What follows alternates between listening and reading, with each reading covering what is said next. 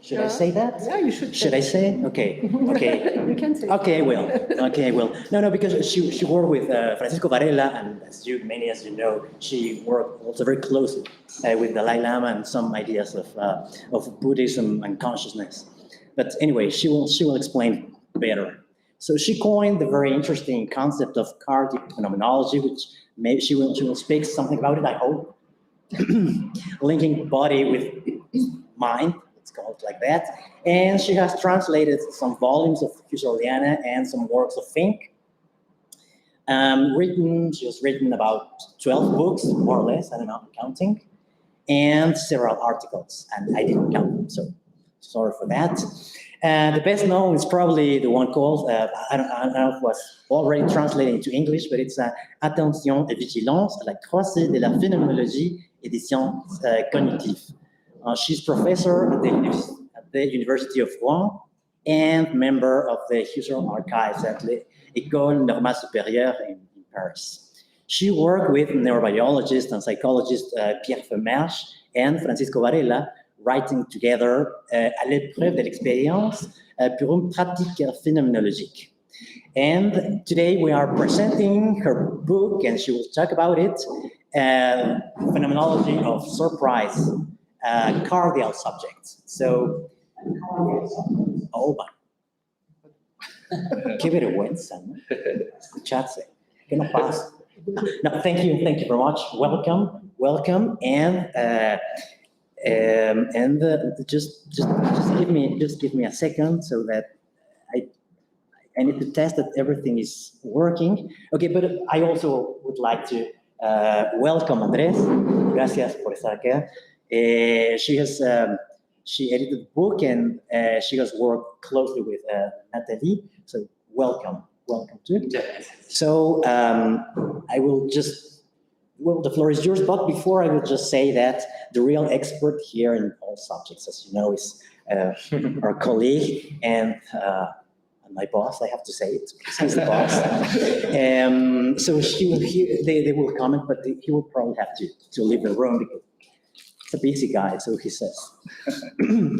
But he will be commenting on some issues of your work. And thank you very much. The floor is yours. Okay, thank you very much, Arturo, for your presentation. And thank you, Professor Angel, for your invitation and for your welcome, heartful welcome. So I will speak in English because my Spanish is really not good enough to, So, but I can take questions in Spanish if you prefer. Maybe you will help me to translate them to Spanish if I don't understand correctly. Do you hear me, or is it a bit? I speak a bit not loud enough. I can. A little bit. I will try to speak louder. Yeah. Okay. So just tell me if my voice slows down. Might happen. So just tell. Can you speak louder, please? So I'm very happy to be here and with so many students. That's a great opportunity for me to present my work, and especially this book. That's actually the opportunity to be here. Fenomenología de la sorpresa, un sujeto cardial. So I want to thank very heartfully Andrés, who without whom this event would not be. So I'm so grateful to him, and also to the translator of the Spanish translator of the book, Francisco Parra, and also a special thanks to my daughter who provided with the cover. She's not here, of course, because it was a bit complicated for her to come, but she's with us. She's with us nonetheless through her own cover. We can discuss the cover, why is it such, but I won't talk about the cover actually today. Actually today I had different options for this presentation, and I had to choose between different topics. And since I was first at the UNAM in Mexico, and then in Morelia, I thought I would not repeat each time the same talk. Actually, I didn't know who would be where, so it was a bit difficult for me to make this choice. And since it was recorded yesterday in Morelia, it's okay if I don't repeat. It's better, even I would say, if I don't repeat the same talks. And so you mentioned that it would be interesting to hear more about Fenomenología, but actually I dedicated my talk yesterday to this particular approach. It's fine. So, I will stay. I will say a bit anyway about this. And also, I won't go quite deeply into the main topics and the structure of the book proper, because I did it actually in Mexico City on last Friday. So, I hope you won't be too much disappointed. And anyway, I will mention some of the issues that I already dealt with the other days. And of course, if you have questions on these more particular issues around the book or around Fenomenología, we can discuss and I will answer questions, of course, on these particular matters. So, sorry.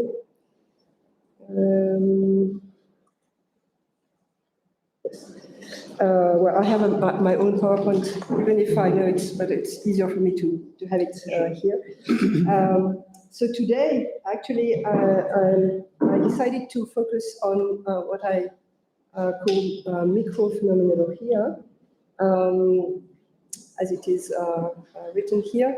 And I will unfold the thing, so I won't tell much about this word now, because it will be more understandable during the talk itself. And of course, it has a lot, just to give a few comments, it has a lot to do with what is in the book also, because this particular approach, phenomenological approach, is actually very much focused on the description of a specific experience, specific lived experience. So what we would call, with this expression in Latin, the hic et nunc moment of an experience, here and now. Okay. So it's that's one specificity of this approach, to focus on a specific experience and to describe it. And so I will, of course, come back to this issue, but it's important to have that in mind. And also just to link this focus to what I tried to do in this book about surprise. I discovered through the years investigating this phenomenon, surprise phenomenon, I discovered that we had to do with a very peculiar phenomenon with surprise, because it's quite an ordinary experience. We have every day, and we have many surprises each day, actually. But most of the time, we're not quite aware of them. So they remain in the background, or they remain implicit, and it runs through our life. But they're not actually, as we say in phenomenology, thematized. They're not coming to the fore of our consciousness most of the time. They remain unconscious. So we have to do with a peculiar phenomenon that is not so obvious as, for example, the hearing of a sound from the street, or the presentation of a picture on the wall. We can account for, and we are conscious of. So that was very much interesting for me to deal with this peculiar kind of pre-conscious phenomenon, as is surprise. and to investigate this phenomenon, this specific approach, specific methodology, which I and other people call microphenomenology.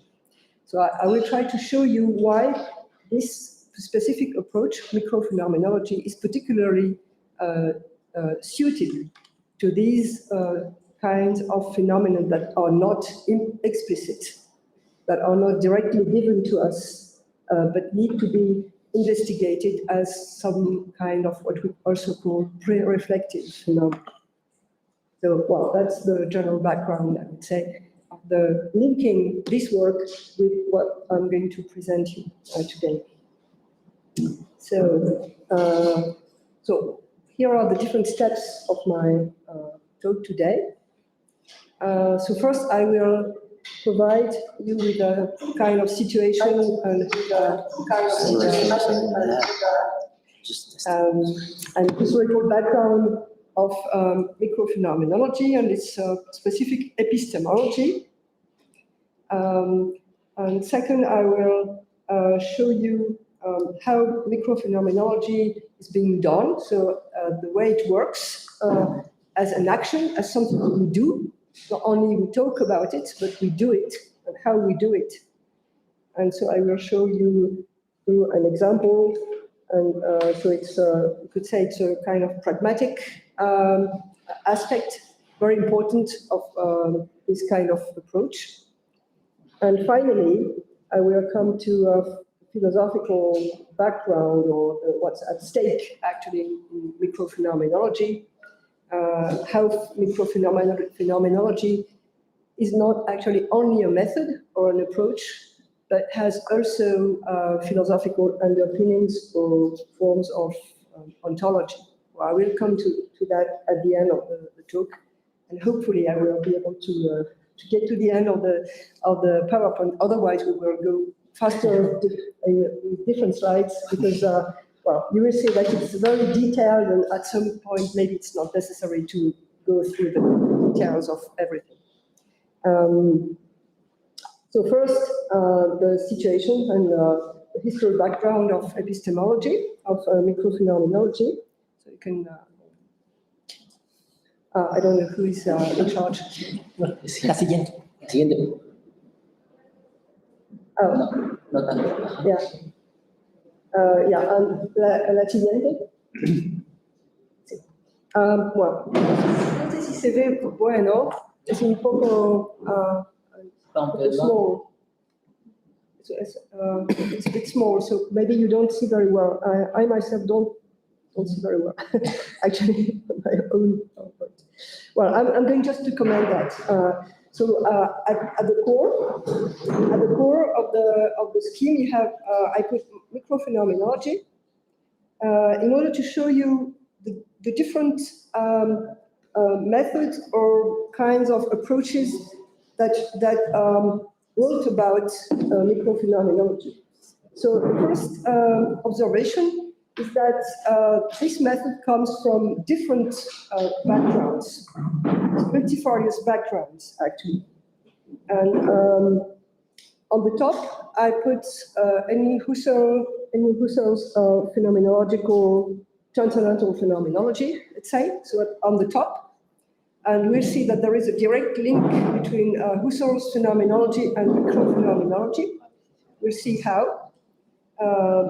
Just to start with, we can say that the common link between both is that Husserl's phenomenology, at the moment when it was developed, was quite new. It was a quite innovative approach in philosophy, because as you know, Husserl was a mathematician, and he discussed a lot with psychologists. So he had a very scientific background. He thought first he would do mathematics, and then he turned to philosophy, as you know. And he had many discussions with a psychologist at the time, like, for example, also his master, Wilhelm Wundt, or Oswald Külper, or Titchener, or many others. And so there is a strong epistemological background in phenomenology, which is also seen by Husserl, considered by Husserl as a philosophy. So there is a kind of double understanding of phenomenology as epistemology and proper philosophy proper. And so as you know, the great innovation of Husserl's philosophy as phenomenology is to provide descriptions of experiences. So, well, if we wanted to sum up phenomenology, we could say there are two keywords to define phenomenology: experience, lived experience. Oh, thank you very much. Thanks. Is it better? I don't know. No, they're gonna plug in. Okay. Well, I try to speak loud. If you don't hear me at the back, just okay. Go to back and try to see if there's. Oh a yeah, problem. just tell me, just to be sure. Okay. So, two keywords to define phenomenology, as you know, would be experience, lived experience, and description, and of course, then analysis of the structures of experience. And so, this is these two keywords actually are.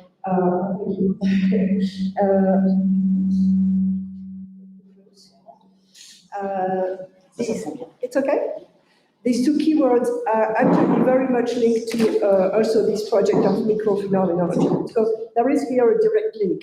I mean, you can just keep that in mind to begin with. I will show the differences then also, of course. And then I put on this scheme, I put two different bubbles, say, circles, with on the left side, Pierre Vermeer's psychophenomenology, or he called himself psychophenomenology at some point. And on the other side, on the right side or on the left side, look the other way, Francisco Varela's neurophenomenology. So these two approaches are scientific approaches, and both have the peculiarity of wanting to renew phenomenology through empirical material data, either mental experiences. That's the case for Pierre Vermeer, what he renewed as what we call introspection, self-observation, on the one side, and Francisco Varela's neurophenomenology, providing methodology, which I will detail further, trying to combine neural data, neurophysiological data, and lived experiences. So we have to do with two approaches which are, we could say, hybrid approaches, or combined, mixed approaches, where phenomenology is renewed thanks to different forms of empiricism, in a sense. And so there is a kind of double link, we could say, between both dimensions, and empirical approach and a transcendental approach. And in each case, the idea is to bring them together and to renew both approaches thanks to each other. So I will come back to this particular way of providing links in a generative way. So to generate new phenomena, psychic or lived, and through while relying on material coming from our very concrete experience. And so these are methods that were and approaches that were very important to give birth or to favor what microphenomenology is. And finally, I will mention two further steps. So the circles, the smaller circles that you see at the end of the scheme. So Claire Petit-Mangin, she's a researcher who refined and developed Pierre Vermeer's approach. And she was actually one of the persons who identified this approach as microphenomenology. So she already developed further Pierre Vermeer's own method. I don't know, well, I put myself in another circle. just to mention, well, how it is linked to how causal phenomenology could be in the whole framework, being actually more directly in filiation and differentiation with neurophenomena, trying to provide, just to say it very broadly, trying to provide links again and renewal of phenomenology through the investigation of physiological data. Not neurodynamics, but physiological data. And trying to, in a sense, to refine or to reform neurophenomenology with this shift of levels, and not neurodynamics, but what's happening in our body, which is directly accessible, pre-consciously accessible in our body, physiologically. So microphenomenology, you see, well, as I presented it, is at the core of all these approaches. So it's something quite complex in a sense. It has a very loaded heritage and descendants. And so in the history, in the history, actually, Husserl, as you know, is very, well, one century already before us. And, but these two approaches are contemporary, Pierre Vermersch and Francisco Varela, because they were developed in the 90s, just to give a few historical moments in the 90s. And then microphenomenology developed itself, I would say, in the last decades. Later, in the 2010, 2020, so it's quite recent. So there is a new generation, I would say, that well, began to work out with this, work with this method. So I will come back. I will go now through these different steps. So you can change the slide if you wish. Yes, thank you. So I will recall some aspects, of course, that most of you know, but just to give you the framework from which I will then detail more phenomenology. So to start with Husserlian phenomenology. So we have epistemological background or ground. And the first very important thing to have in mind is that we have this claim, as you know, this very well-known claim to go back to the things themselves, zu den Sachen selbst, which is what Husserl claims over and over. And of course, it's translated directly in this importance of the lived experience of the subject. So that's really what Husserl not only claims, but does, in a sense.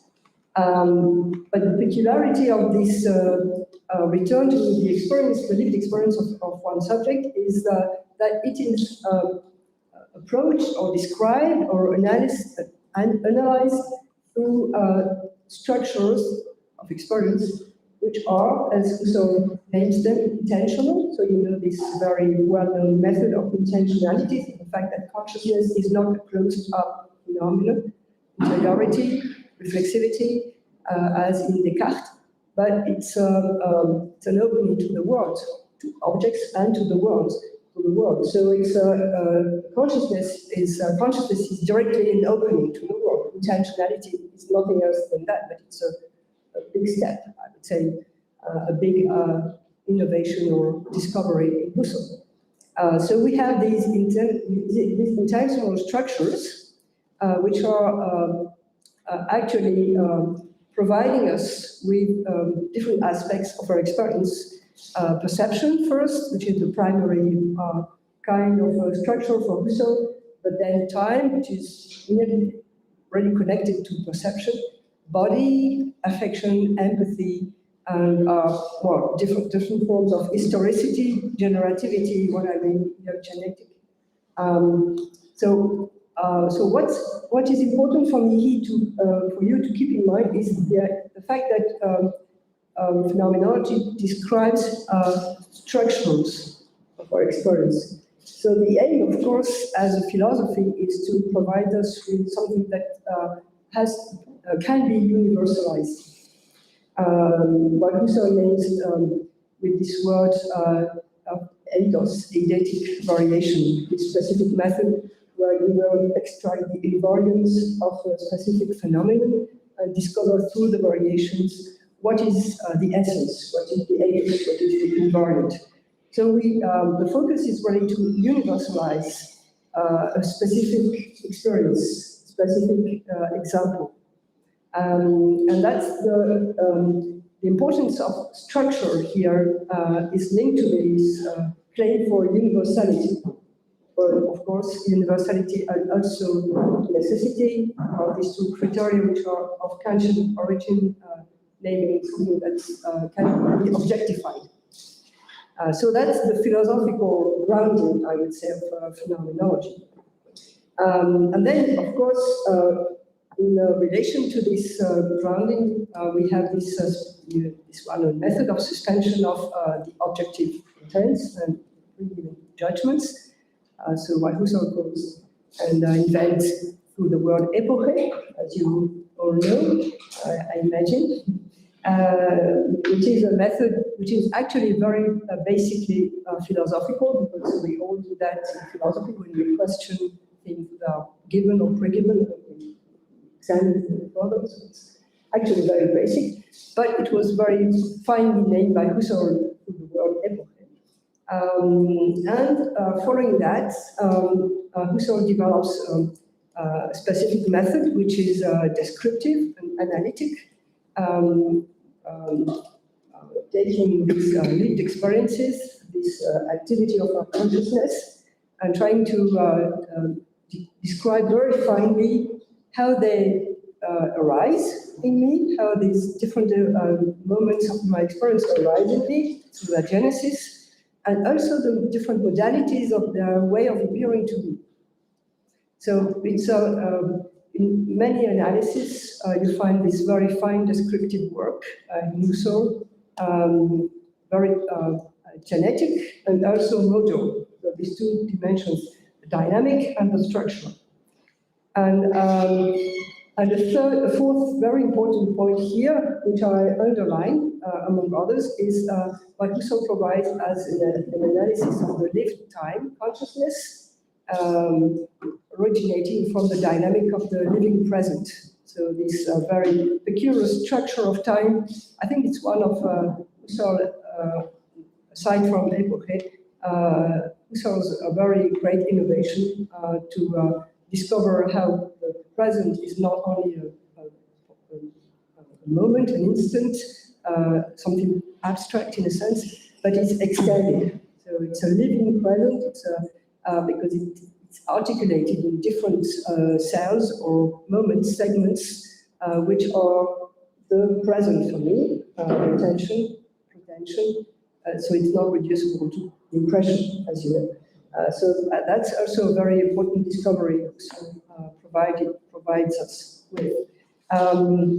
So, well, we have this kind of epistemological grounding, so it's very, well, I'm just recording that because I think it's important to have that in mind.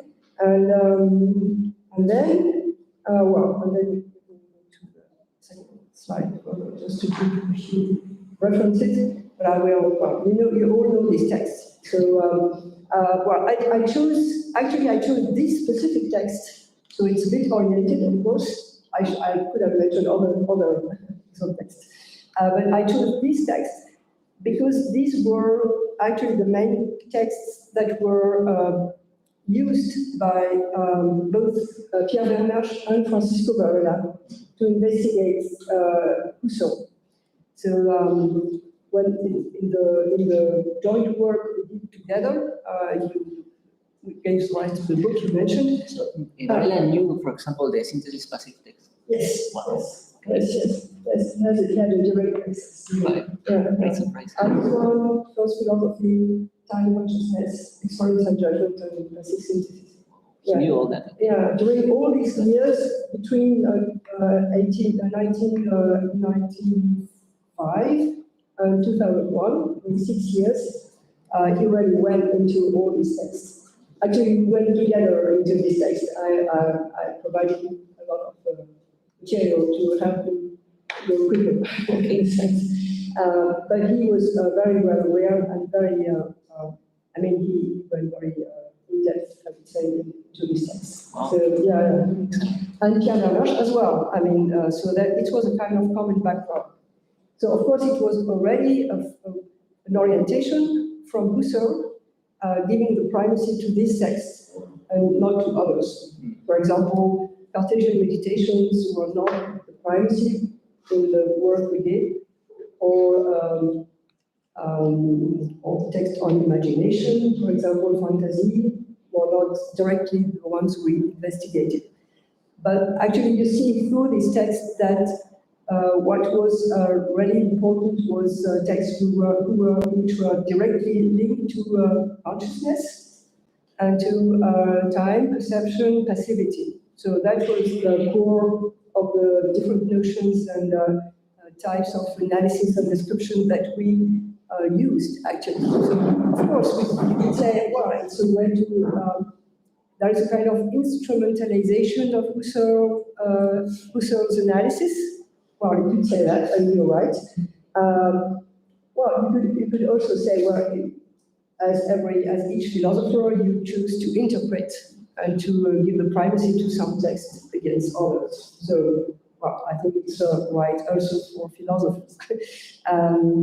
So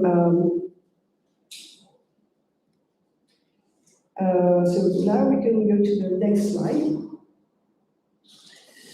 So the second aspect. So I will go around for phenomenology to provide you with the different circle surrounding phenomenology. So what Pierre Vermersch called psychophenomenology was a label for him to describe in an epistemological way what he what he had already actually invented as a specific methodology, first-person methodology, already in the 90s. So before I met him, he had already discovered or invented this kind of method without actually relying on Husserl. So he did it on his own way, and before we met as well. And he was very much, he inherited a lot from the psychologist Jean Piaget, the Swiss psychologist Jean Piaget, so who was belonging to the constructivist school. And so he developed a kind of methodology, a first-person methodology, with this focus on a kind of access to experience that would be specified. The word in French is spécifié, so you can translate to be specified, to indicate that what is stressed is the fact that you rely, as I said at the beginning, you rely to one unique experience. So you're not going to discuss how my perception is structured through, for example, the different profiles, and I access one object through the profiles of the object. That would be the theory of perception, Husserl's theory of perception. But you investigate actually one unique experience that occurred at one specific moment. So, for example, how did you wake up this morning? So, and you come back to the moment when you wake up, and what happens, and just begin describing as fine as possible what happened in the different moments of your waking up. So it's a process, but at the same time, it's a very specific moment. And it gives way to a very fine description, what Pierre Vermersch called granularité, granularized description. I don't know how to translate that in English, but the fact that my description is has a specific, in French we say a specific grain, so, or a specific style or type, which is quite different from any other experience, which is quite unique. And so the description is also unique. We have a unique lived experience, and we have a very, very gradual description, something that's quite fine. In order to do so, we need a specific method, a specific technique, in a sense, which Pierre Vermersch named évocation in French, which actually is not very, it's not a very good name, I would say, very good word in French, because it doesn't say exactly what it is, what happens when you rely to this experience. Because actually the idea is to be able, for example, the moment when you wake up this morning, how do you come back to this moment? How are you going to come back to this moment? With which method? How? Are you just going to try to find out, to come back? Well, it can be very difficult, or it can be very spontaneous, but you may not be able to come back to it. So you really need a method. Otherwise, you may fail, or you may not really know what you're going to come back to. So this method is a way, in a sense, to trigger back this specific moment. And Pierre Vermersch very usually use the comparison to make the link and the difference with what he means with évocation. He relies, for example, on the Proustian involuntary memory. So, you know, in the à la recherche du temps perdu, you have all these very peculiar moments where Proust recalls moments that occur quite spontaneously. The Madeleine, the flavor, and very suddenly, wow, the whole ream of experience comes back to him. So it's involuntary. It's a kind of association, but it's quite spontaneous. So you never know when it will happen. When Proust describes that, I mean, these moments just occur to him, but he has no method to trigger them. Well, that's not the point for Proust anyway. He is not going to try to do it scientifically. So he described this kind of involuntary happening of very concrete sensory experiences. So Pierre Vermersch was very much interested in this way of recalling very concrete sensory experiences. But he said, well, we need a method, we need a technique, because otherwise it's too hazardous. And we need to be sure that we are going to come back to this specific moment. So that's what he called évocation. And he described very finely how we can recall very in a detailed way what was the context of my awakening here, to take this example. So the idea is to invite the person, so it's an interview, as I say here, a technique of explicitation interview. You are the interviewer, and you ask the person to come back to one's own experience of awakening. And first, to create the conditions of the possibility of coming back to this experience, you need to create the context, to recreate the context. And the context, for example, will be when you are awaking yourself, when you are awake, where are you? When are you? With whom? Maybe are you? And so you create the conditions, the spatial, temporal, intersubjective conditions, just to, as finely as possible, to recall the context of this moment of awakening. And when this is done, then you are again there, in a sense. So this moment is again present for you, you know? And that's what Pierre Vermersch calls évocation. So this lived experience is, as he said, pre-reflective, because first, when you are asked about this experience, you may not recall where you were, with whom you were. So it's not a direct recall, but with these questions, this experience comes back and becomes conscious. So you switch from pre-conscious, pre-reflective to consciousness. And then this interview technique is from this evocation moment, you go to the description, as fine as possible, of this experience in its different modalities and its different phases. So as I mentioned here, I mentioned the words modalité synchronique, séquentialité diachronique. So there are these two dimensions. Modalité synchronique, synchronous modalities, means you're going to ask questions about what's going on about in the sensory modalities, bodily modalities, when you wake up. How is it in your body? What's happening in your body when you wake up? What's happened in your memory or in your perception? What happens in your affectivity? What's happened? You have images. So these are the different modalities, and it may be quite synchronous or quasi-synchronous at the very moment. And you also investigate the sequentiality, diachronic sequentialities of the different phases, because this moment, particularly awakening, is a process as such. So you don't just awake at one point magically.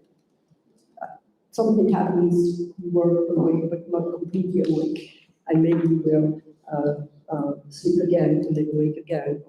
So you're going to investigate the micro phases of what's happening during your awakening experience. So, well, that's Pierre Bernard's investigation.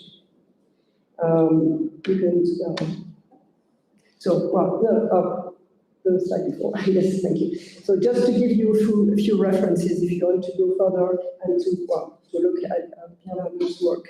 And so now you can go to the second slide, the other slide. So now Francisco Varela's neurophenomenology, to give you a very synthetic account of his of this approach, of this method.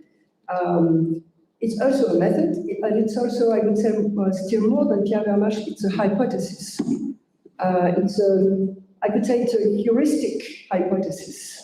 And the idea is to provide a framework, a systematic and a rigorous framework to combine first-person data and third-person data.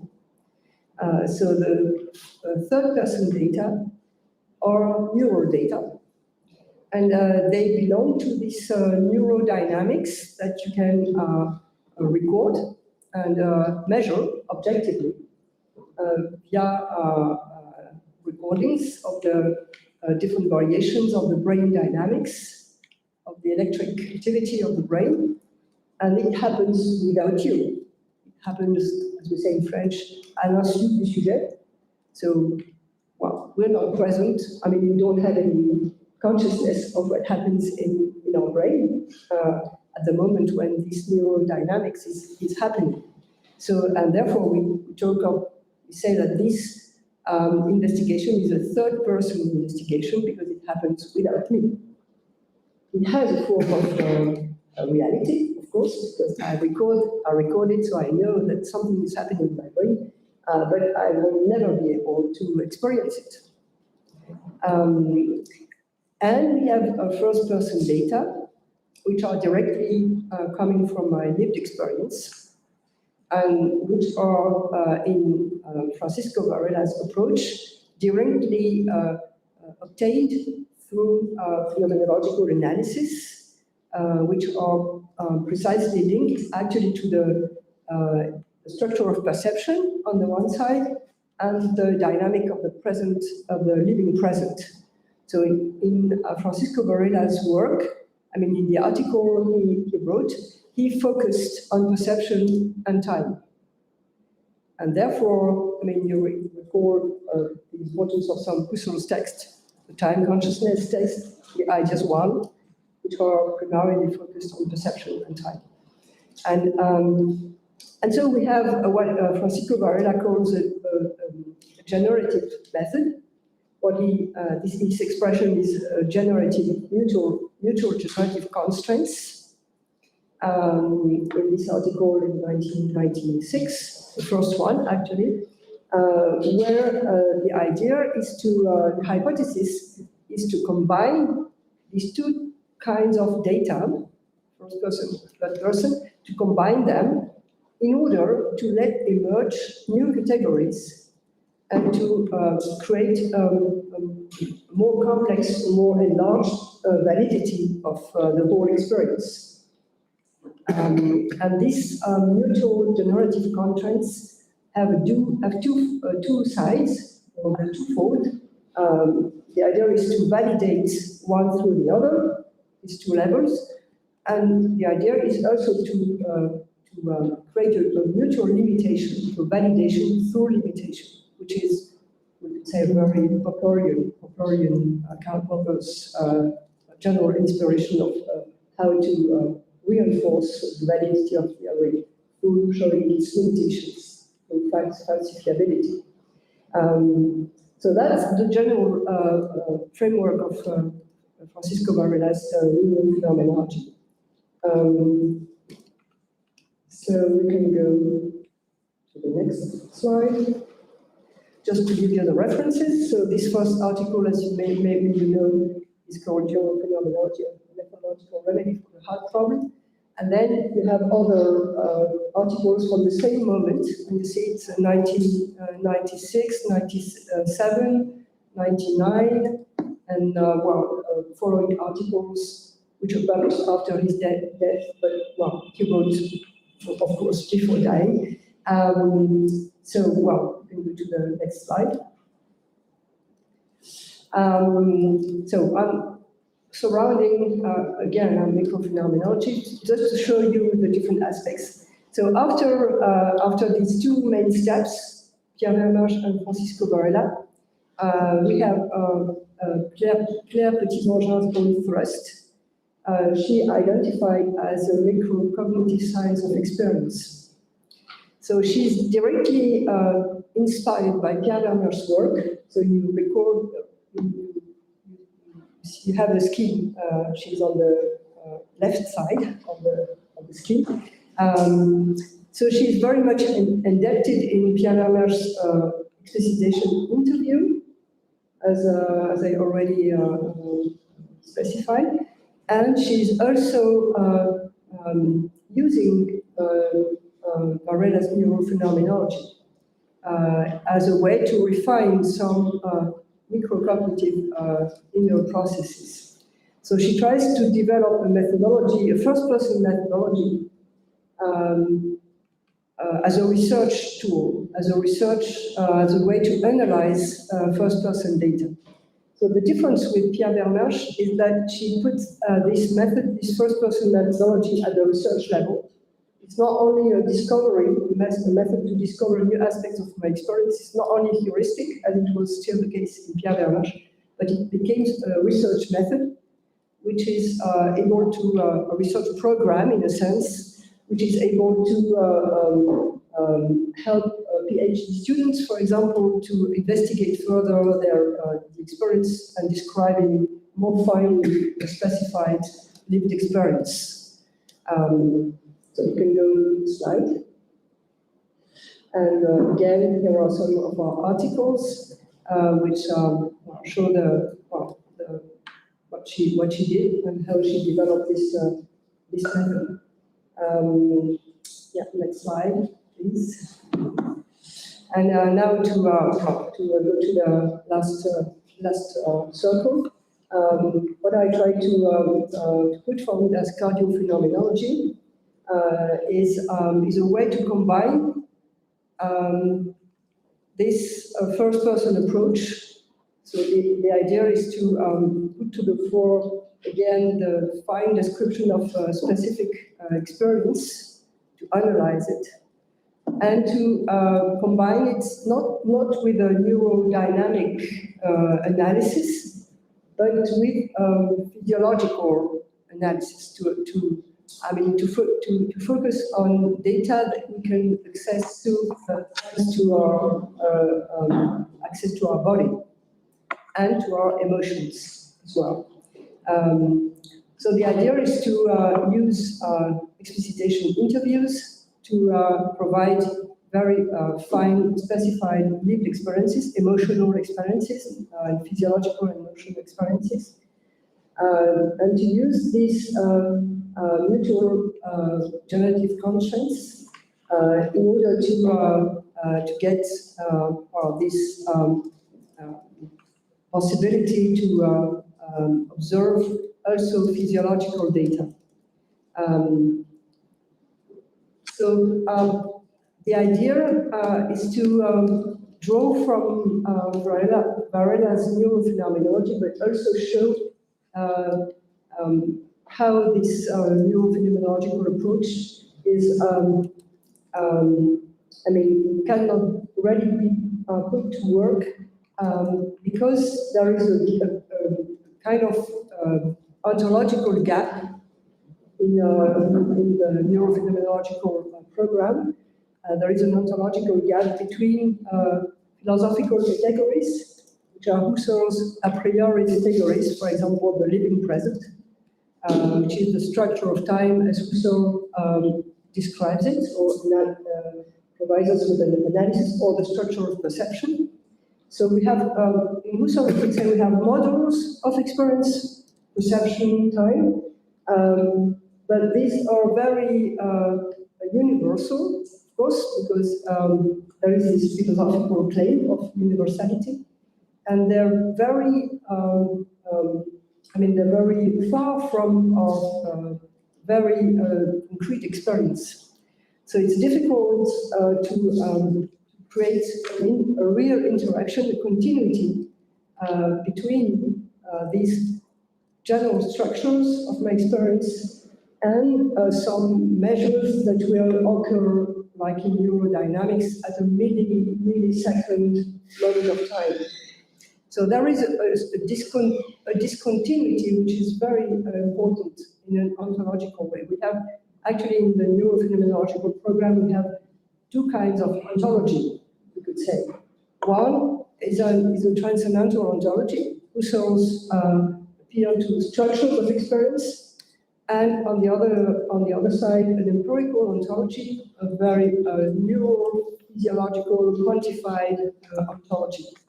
And these two ontologies can't really meet with each other because they're too far away. So so my idea was to try to try to get closer and to find a common ontology. This common ontology in cardiophenomenology relies on the focus on the pre-conscious experience.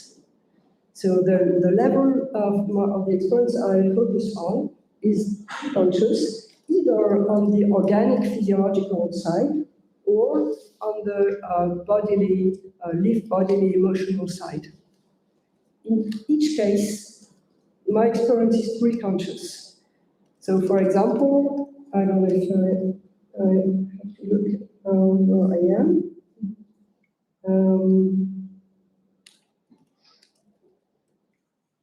Yeah, no, I will say it that way. So I can use, I will use physiological measures to investigate further what's happening in my body. For example, the temperature of my body. Or I will investigate the way my heart is beating, and also I will investigate the variability of my breath, my breathing. And this can be recorded physiologically through measures. So it's in a third-person way, in a sense. So it's not directly available. So you could say, well, it's exactly the same as the neurodynamics, in a sense. But the great difference is that this is pre-conscious. This can become conscious. I can become aware of my heart beating, whereas I would never have any consciousness of my brain. Of course, my neurons will never fire for me, you know.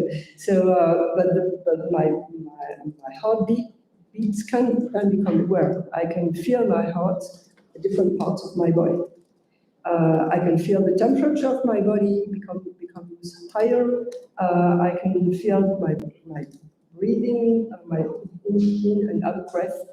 So this is accessible to my consciousness, even though it is pre-conscious, in the sense that most of the time I'm not very aware of that. So it's something that's spontaneously occurs without me being conscious. But it's possible to get a consciousness of it. And so that's on the third person level, this pre-consciousness, accessible to consciousness, and the first person level, dealing with body and emotions, are also something that most of the time are permeating me without me being conscious, like surprise, and but becoming conscious, becoming aware for me as I get some attention to it.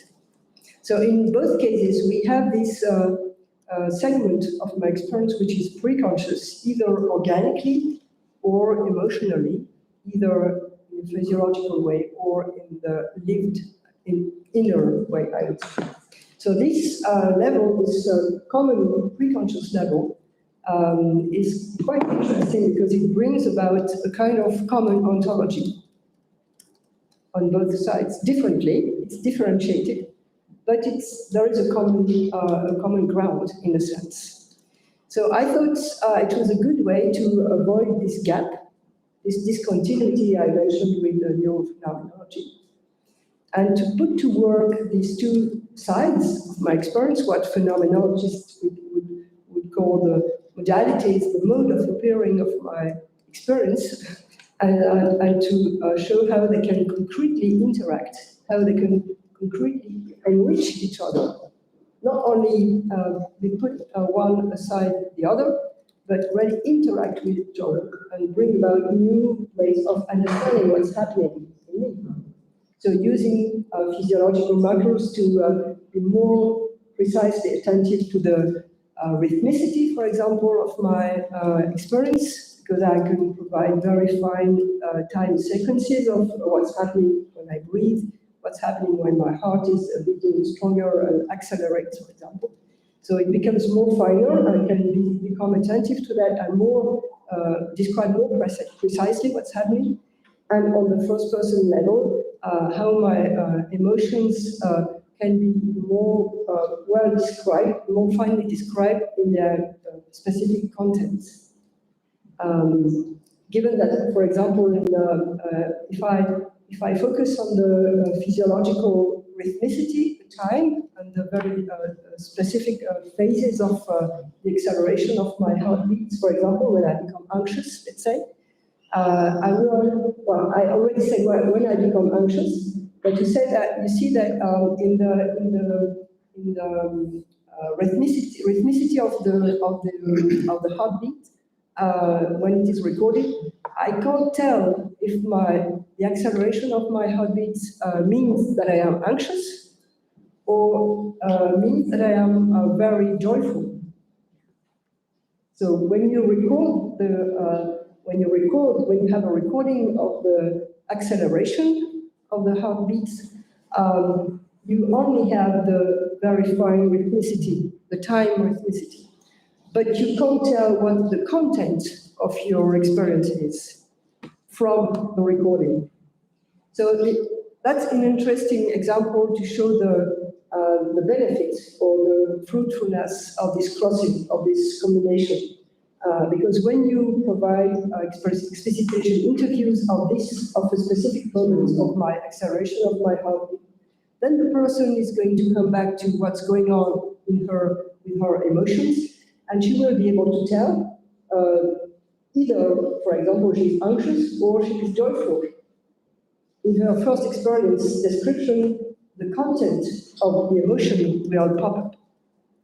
So you will be able to add or to complete or to complexify, to show actually what's going on the person level, thanks to the first person level, thanks to the specific content that is described regarding, for example, this specific emotion. So you see how here, quite concretely, there is a mutual advantage, I would say, to make these two levels interact. That's just an example, but just to show you the interest and the validity of this specific method.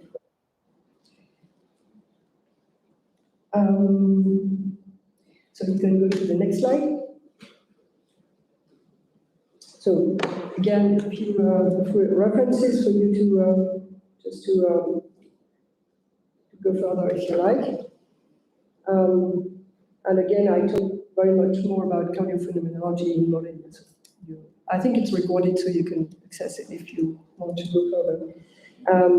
So now I go to the second step.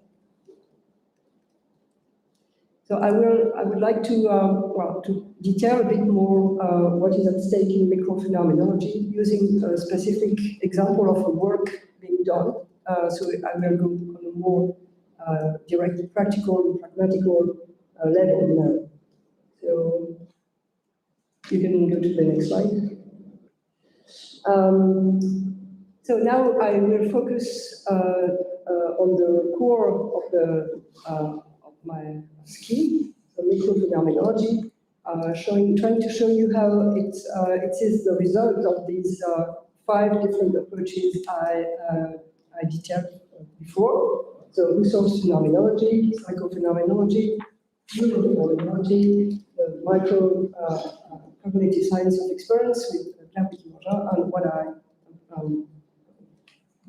go into cardiophenomenology. So this is microphenomenology is then to be defined as a description method, an analysis method of first-person data, which might be founded on this combination with third-person data, but not necessarily. I mean, microphenomenology can also develop alone without crossing with third-person data. So it can develop in an independent way, I would say, of crossing with third-person data, depending on the research program, I would say, depending what we want to investigate. In some cases, you will need, because it's fruitful to appeal to third-person data. In some other cases, you can just investigate first-person experiences. So it very depends on the research program you want to develop. For me, for Surprise, it was very interesting to have this crossing, this combination, because we had physiological kind of physiological richness that was very operative for this description of surprise. So I really need this third-person counterpart, I would say. But it can also be developed alone. For example, if you choose to have a research program of your awakening experience, then it's a kind of, you would say, ecological experience, something that you will have without any recording. I mean, you're not going to record the moment when you are becoming aware. You are awakening. So you're in a very ecological context in your bed, and you don't have third-person data here, but still you can develop a very rich, interesting research program focusing on the first person, only on the first-person approach. So you can go to the next slide. So this is an example of microphenomenological work, I would say. So the example I chose, which is actually directly linked to the book, is the emotional and cognitive experience of surprise. Through the investigation we had in the research project we had about surprise, through what I named the cursor, the rule, I don't know how to say, the thread of depression, maybe you could say. So that's the case study, in a sense, I would like to go into. And so the idea is to show you the interest of a microphenomenological approach at work, showing how it works, and not only showing you how it's possible to argue theoretically for its validity. Of course, it's also very important to do so, but I would prefer to show you how it's interesting while doing it, rather than arguing on it in a theoretical way. So you can go to the next slide. So this is the research program we developed, so already 10 years ago, but we still have following ups of this research program now, so it takes a lot of time. So that's the name of this project, Surprise at the Core of the Spontaneity of Emotions, a vector of large cognition. You can go to the next slide. And also the persons who are very helpful for this program. So you can go to the next slide. And you wanted to, okay, I can give you the graphic afterwards. Previous slide. Yeah, thank you. So the specific theme is to study surprise and to try to study through a specific case depression. The method is to combine data of first person and third person, as I already said, and the epistemology, the referential epistemology is neurophenomenology as it is defined and performed through cardiophenomenology, as I already said as well. Okay, go to the next slide. And so the idea is to show you a specific kind of microphenomenological analysis to show you how this has a generative dimension, how it generates more complex data. This generation of data is of two kinds. It is both conceptual, philosophical, because it may appear new categories. So the idea is to have, again, a kind of heuristic of categories that will arise from the methodology. And also what is at stake is also phenomenological, more descriptive, and it makes appear something more dynamic about our own experience. So that's another aspect of this generative method. So next slide. So what were the methods that we used for this research program? On the third person level, we used an experimental protocol, which is psycho, neuro, and physiological, which is focused on the experience of the startling, so very bodily when I startle.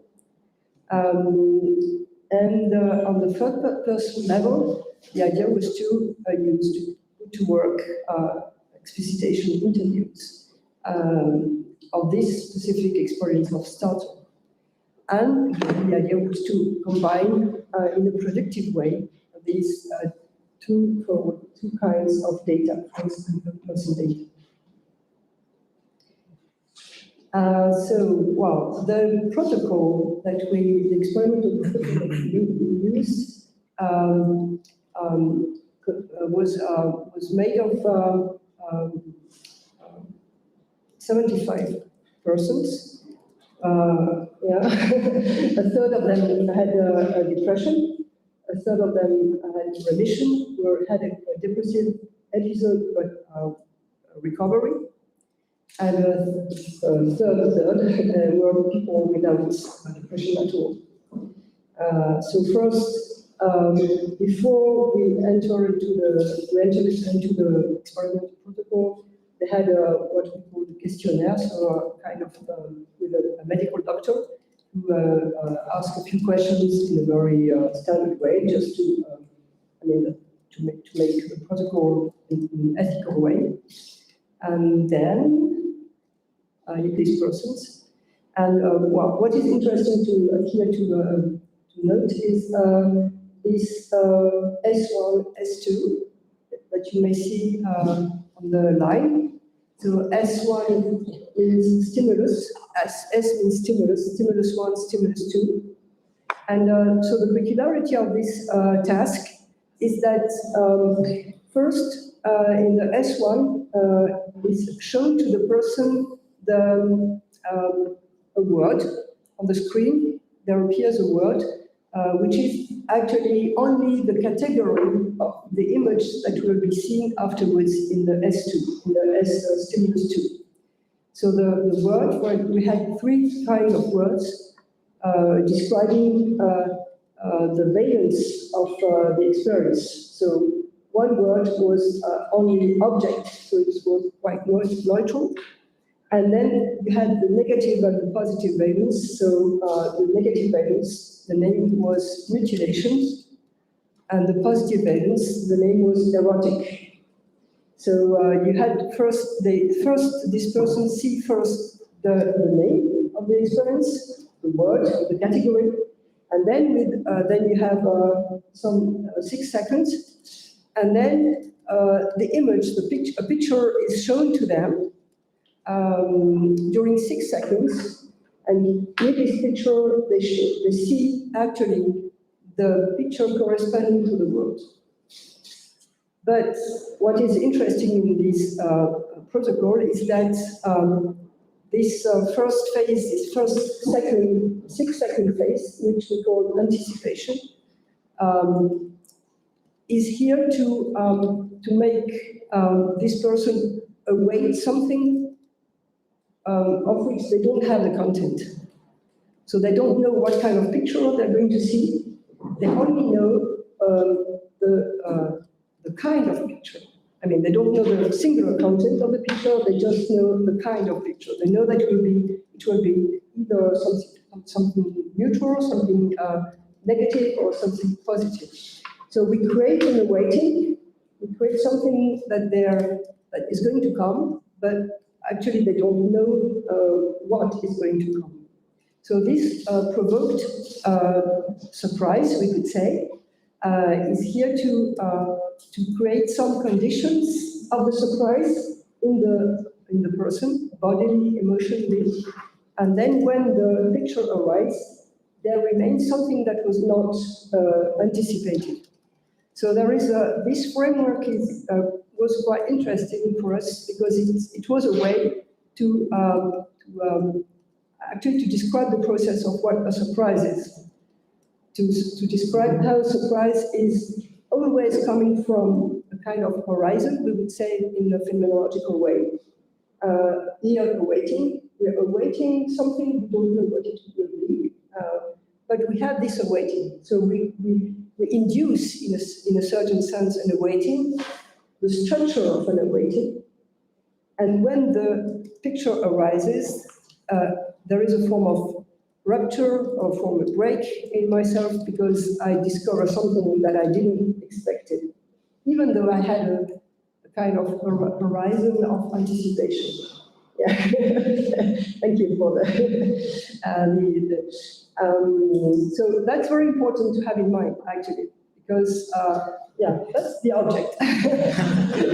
So I wanted to make you go through the protocol.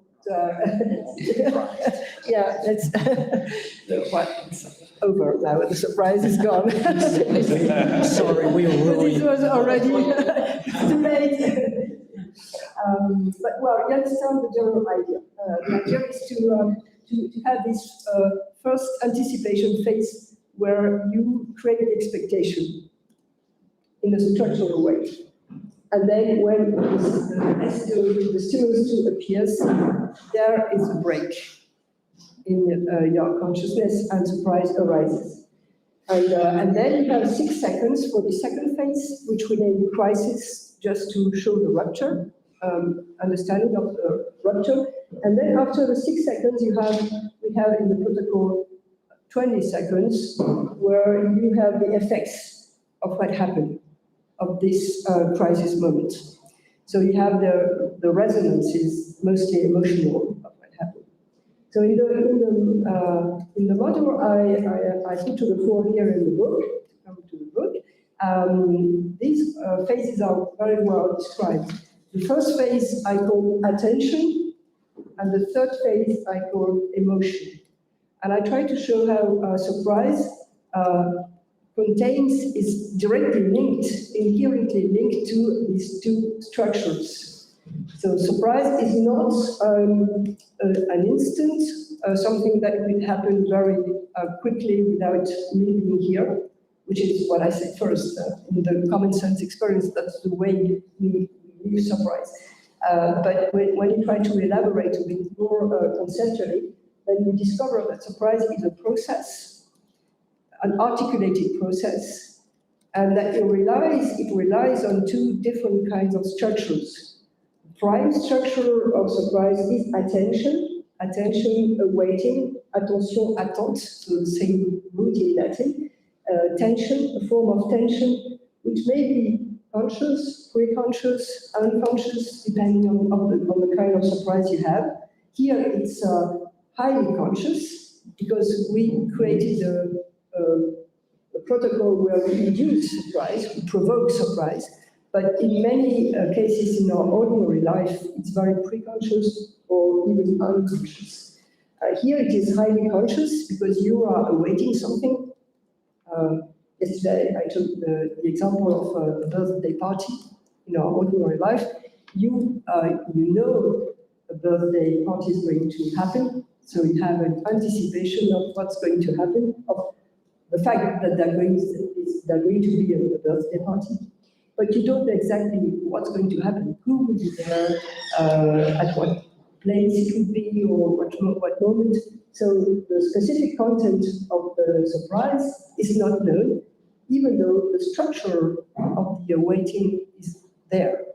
So attention is, for me, the first structure of surprise, in the sense that it's the experiential condition of surprise. And the third phase, the resonance phase, or the aftermath, après coup, we said in French, is mostly emotional, because it's the direct effect of what happens. And here we have many emotional resonances coming after the moment where the picture arises. So you can go to the next slide then. So we can go with the object of which I chose, with my colleagues, we chose the object neutral, because, we didn't want to have you go into negative or positive or, mutilation and erotic. So it's easier to focus on neutral. So you can go further. So then, in the protocol, you are supposed to, to give a kind of a note how emotional you were involved. So, for example, with this towel you just saw, probably you are not so emotionally involved. It was something, you didn't feel probably anything, so you would cross on the left side because it's emotionally not very involving or impacting. When you have images of mutilation or erotic scenes, then usually it's more emotional. So you go on this side, on the right side of the would cross maybe the last picture. So you can go further. Yeah, and then, this is the physiological protocol when you find again anticipation, crisis, and aftermath. So these different phases, and the physiological markers you see on the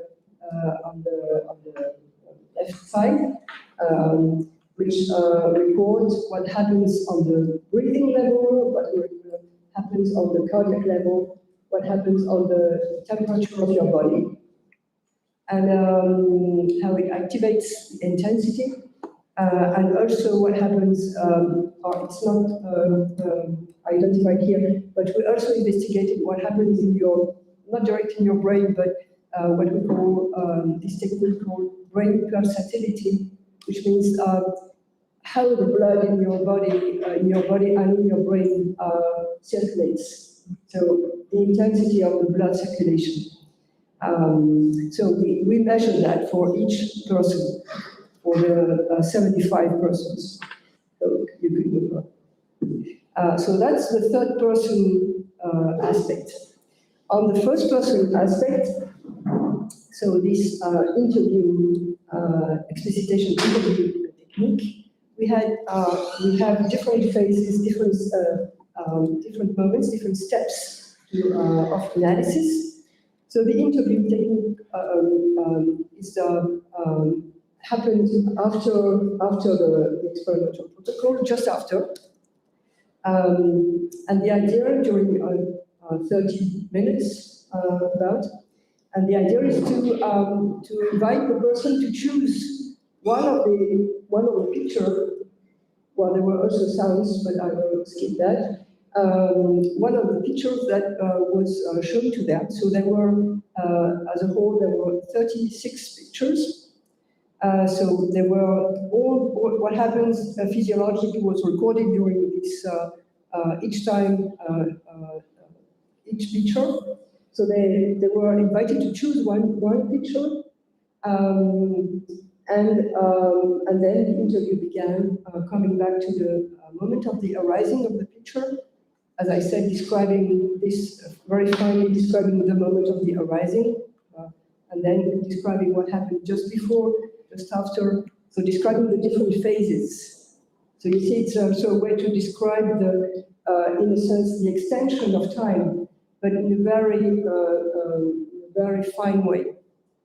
Well, and just to give you some information about the results, many persons chose one picture and not sounds because they were also hearing sounds.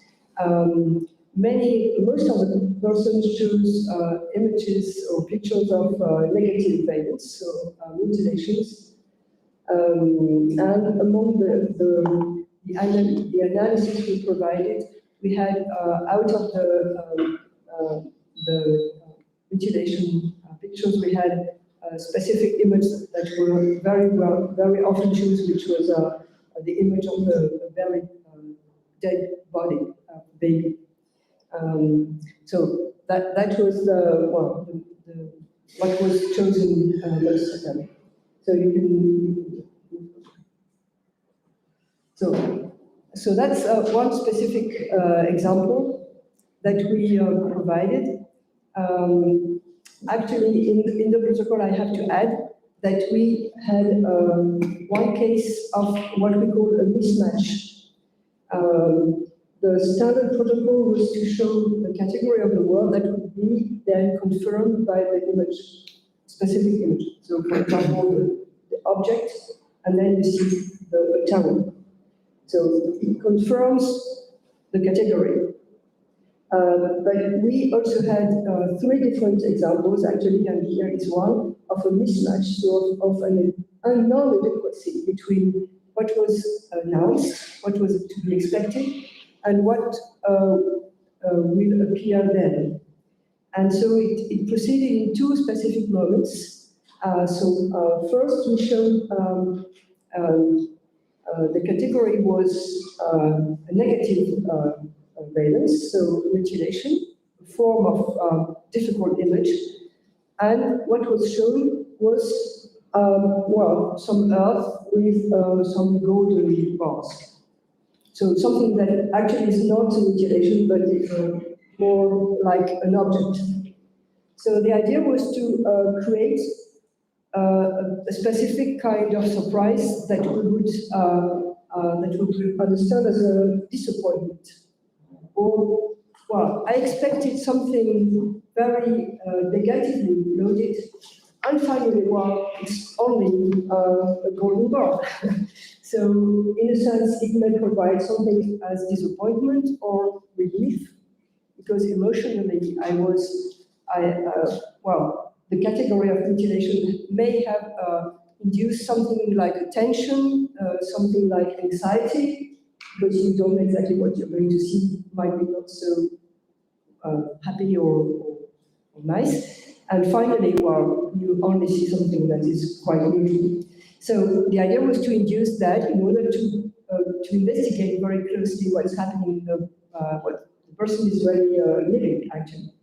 And then we go further, and then we show the image, the picture that is adequate to the category of mutilation.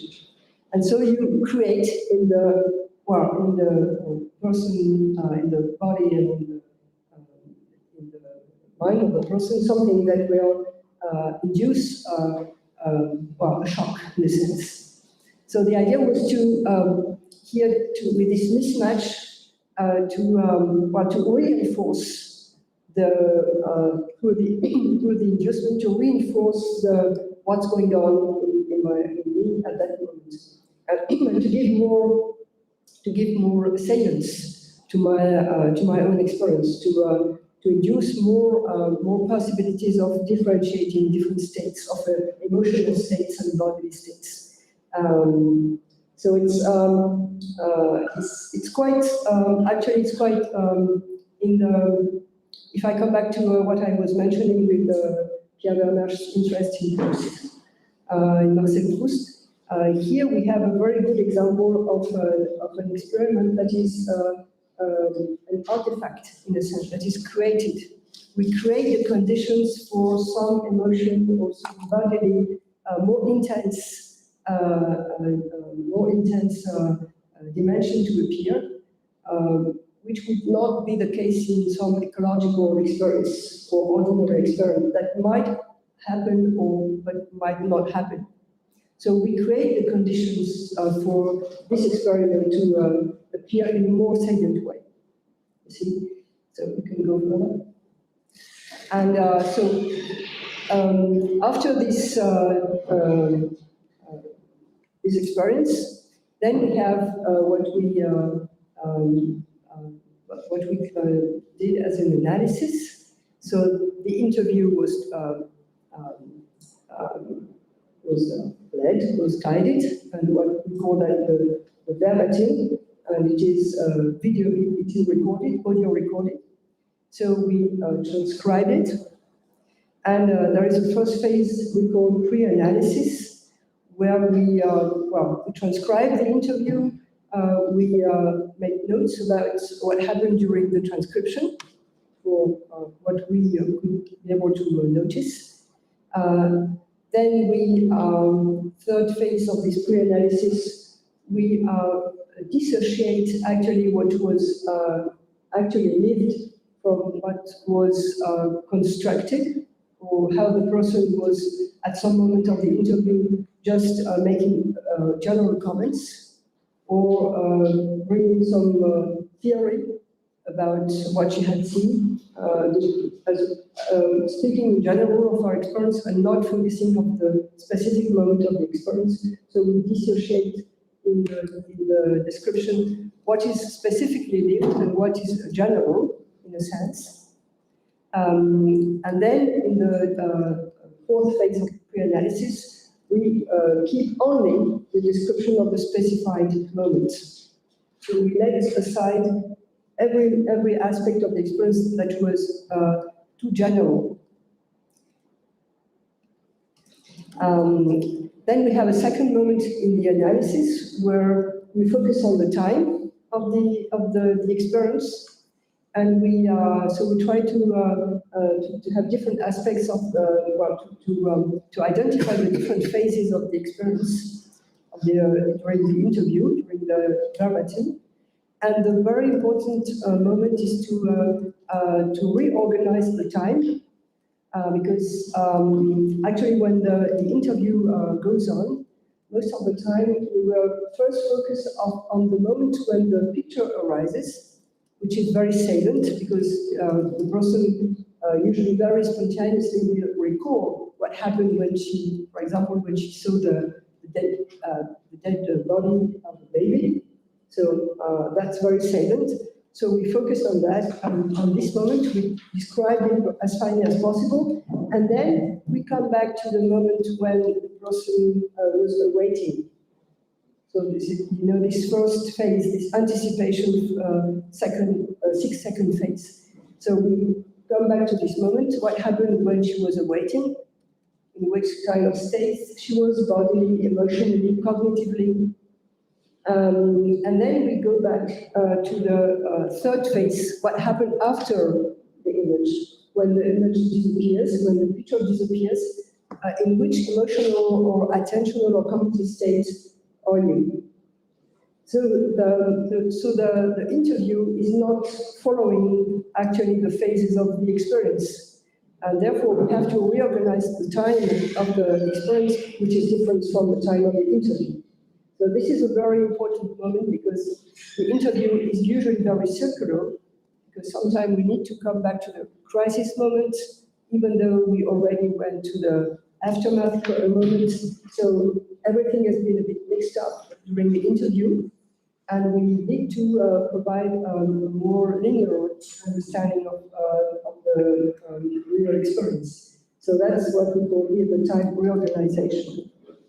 And then we need what we call a structural analysis. So we extract from this time analysis, we extract some specific and salient categories. And we try to show how the experience is functioning on a multi-modality dimension. What happens on the cognitive level, what happens on the bodily level, on the emotional level, on the image level, also, or in the relational level. It has to do with something that would involve other persons as well. So we have different modalities, and we try to systematize these different modalities, also to synchronize them along the different phases. So we can go further. And then, we named that a constructive analysis, just to systematize this model of the experience in 3 phases, following the structure of the protocol, of the experimental protocol. So the crisis, anticipation, and aftermath, in order to make it fit to what we're going to observe as a comparison with the third-person analysis, because that's also the goal, to have in mind what has been collected as data, as physiological data, and how we are able to make them fit, converge, or diverge with what happened on the first-person level. So we need to have this synchronizing of both levels. So that's the idea of this constructive analysis. So just to recall, for the analysis we provide after this solicitation interview, we have these 11 steps that I want to take further. So just to show you in a more synthetic way what kind of analysis we provide of the interview, of the experience description. We can go further. Well, and now, it's maybe a bit complex, and I'm ready to go a bit quicker. But just to show you, let's say, one example, I won't develop the others, but one example of what happens in this second phase, the crisis phase, on the third-person level and on the fourth-person third-person level. So, yeah, maybe we can just, so we have the person is named here D7, D for depression, so it's a person, she's a person with a depression. And in the crisis moment, you remember, it's a moment of phase during 6 seconds. 6 seconds, so it's very fast. Just 6 seconds, it's very fast. And so what we could discover in the experience of the person was that during these 6 second phases, we have two can you just reduce the first, to begin, and then we will, but first we have 2 different moments. So we discovered that these 6 second phases, crisis phases, is made of 2 segments. Here, for this person, of course, not always the case. But there is 2 moments, 2 micro phases inside the phase. And the first micro phases is, we call the arising of the picture, what happens when the picture arises. And then we have a second micro-phases, subphase, we could say, what we called visual avoidance, évitement visuel.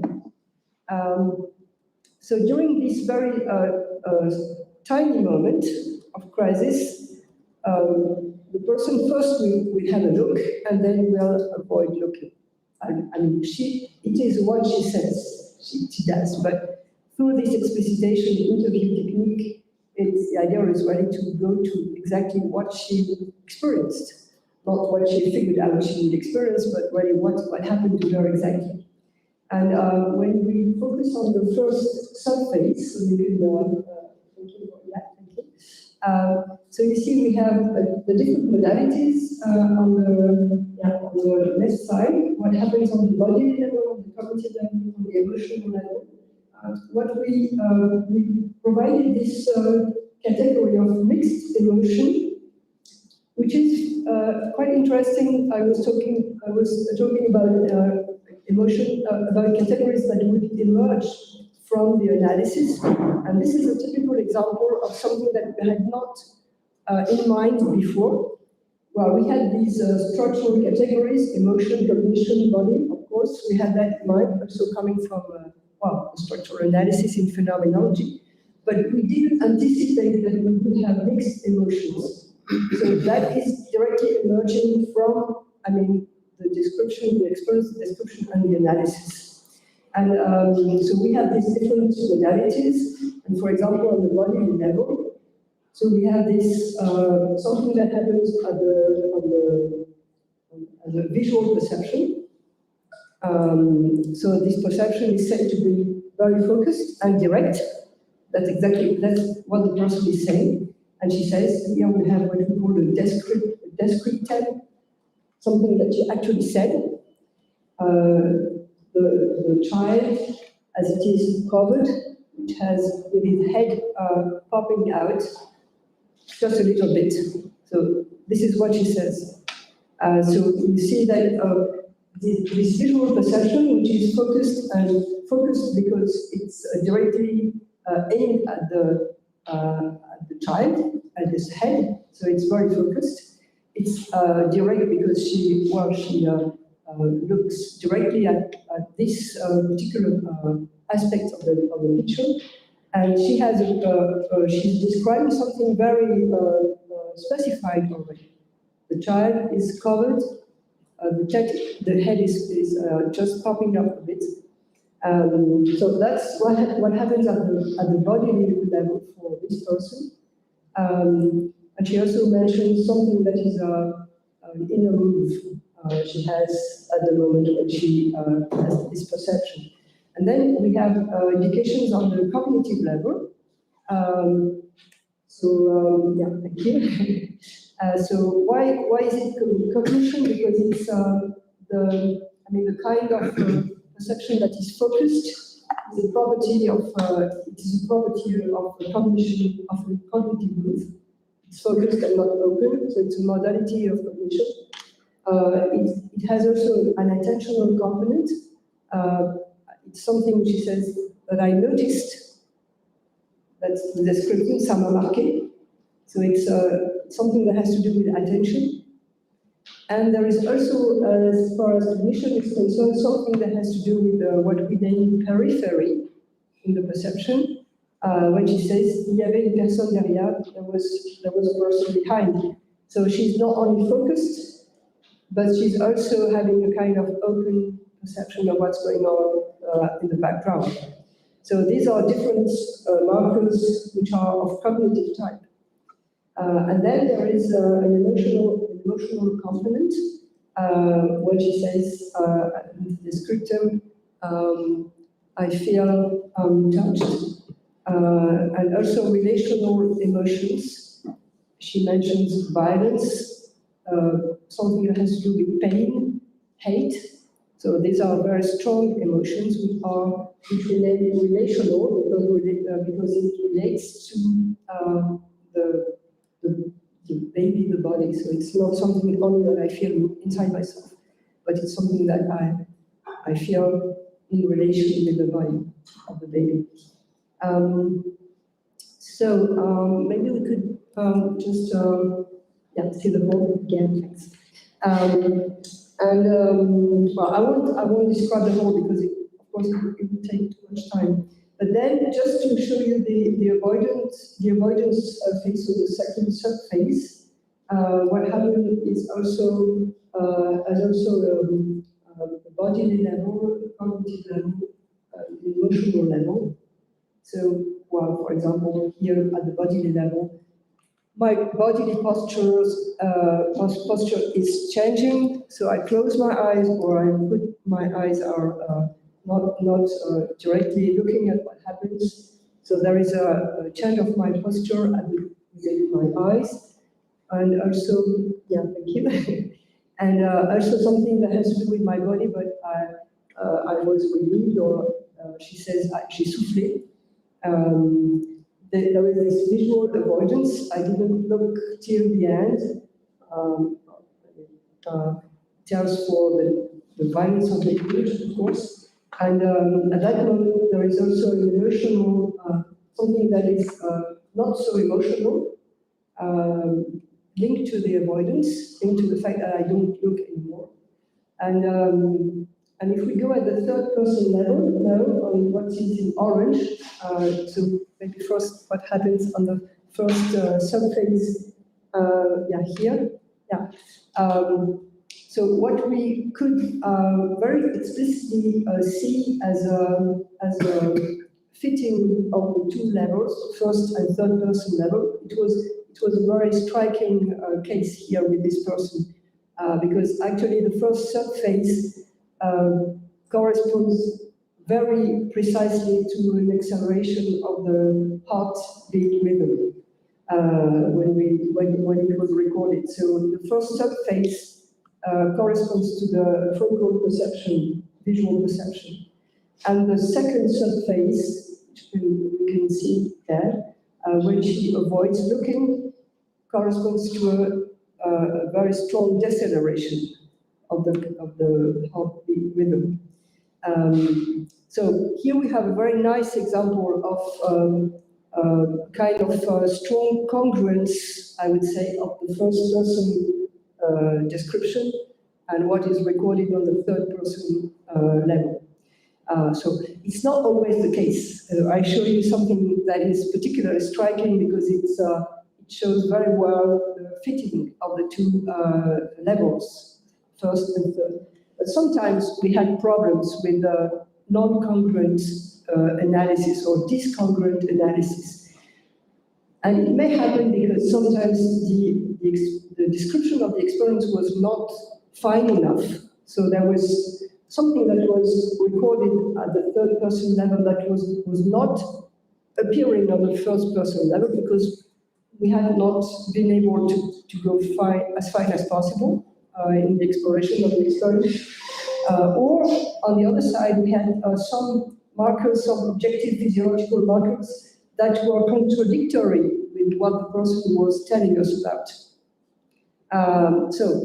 So there are different cases, and when there is something that appears as a contradiction, it's very interesting. It's what has to do with what Karl Popper's names falsifiability, something that could be interpreted as a failure, doesn't work, doesn't fit, but actually it is a symptom or a sign of the necessity to investigate further, to go further, to refine the first-person experience, for example, or to investigate further on the third-person level what happened exactly. Maybe we missed something, and we need to investigate further. So it's Karl Popper's epistemology is an epistemology in progress, where you always have to test again and again, and with no definite solutions. And it's exactly what actually it's a work in progress in a sense. So maybe I'm going to stop here, and just to show you the mixed emotions. So what was called here mixed emotions. That was one of the cases where we had emotions that were discovered that it was not possible to put them in the cognition box or in the emotional box because they were what we said mixed. Maybe it's not so satisfying. But when she says, for example, je trouve ça incompréhensible, so there is something as something cognitive I don't understand, but the kind of non-understandability or unconscionability has also an emotional component because it's I mean, in the statement itself, there is something emotional in the fact that I can't understand. There is a tension in the fact that I don't understand. So it's something that is mixed, cognitive and emotional. And also on the left, on the right side, if you go this further, yeah, here you can see some moral judgments in the speech. I don't feel like there are other speeches like that because it's too hard for me.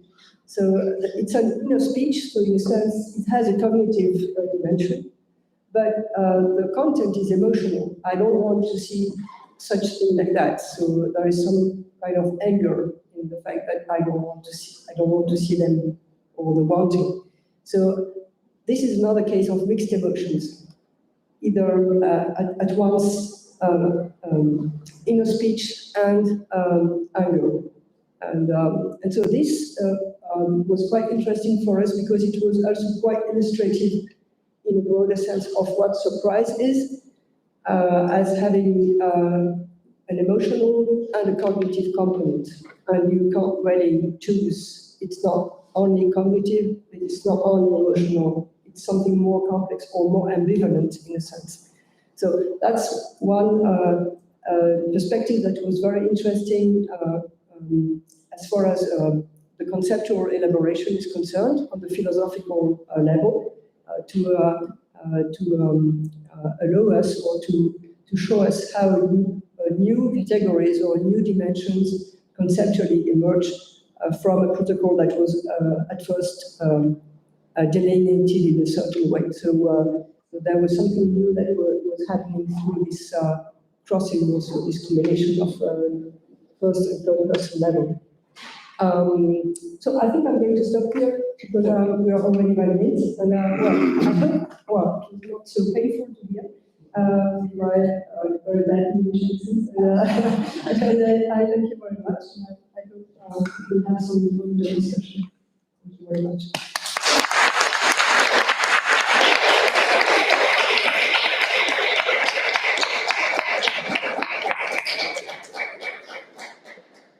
Thank you very much for your talk. Very interesting talk. So now it's time for you to make any questions or express your concerns, doubts, or surprise, exactly.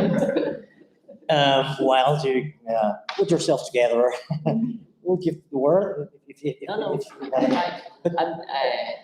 No, please. First, of course, if you have any questions or commentaries, please feel free. And yes, I got one, but my English is really bad, so sorry. And first of all, thank you very much, Professor Depraz. And my question is about the 6 or the proposals of the microphenomenology. I write my question, so I try to read because it's more easy for me. And can we say that microphenomenology seeks to transcend the traumatic born of phenomenology, as Wood says about ecophenomenology, in Husserl's fight with naturalism? Can we talk about a surpassing of the old dispute with positivism, or are we still in danger of forgetting the Lebenswelt? And when we talk about a common ground, can we say that this is the earth itself? So can microphenomenology lead us to an ecological reflection of our relation with the physical mechanisms, like the trophic chains, the uses of soils, pollution, etc.? I mean, I don't know if my question is kind of clear. ¿Quieres explicarlo en español un poco más? Okay. Es el complejo. Español y luego así le hacemos. Pues principalmente en la exposición de la microfenomenología o del enfoque de la microfenomenología se observa un nuevo intento por dialogar con el naturalismo, aunque se mencionaba que se podría ver como un uso instrumental de la fenomenología, en realidad parece que el objetivo es más profundo.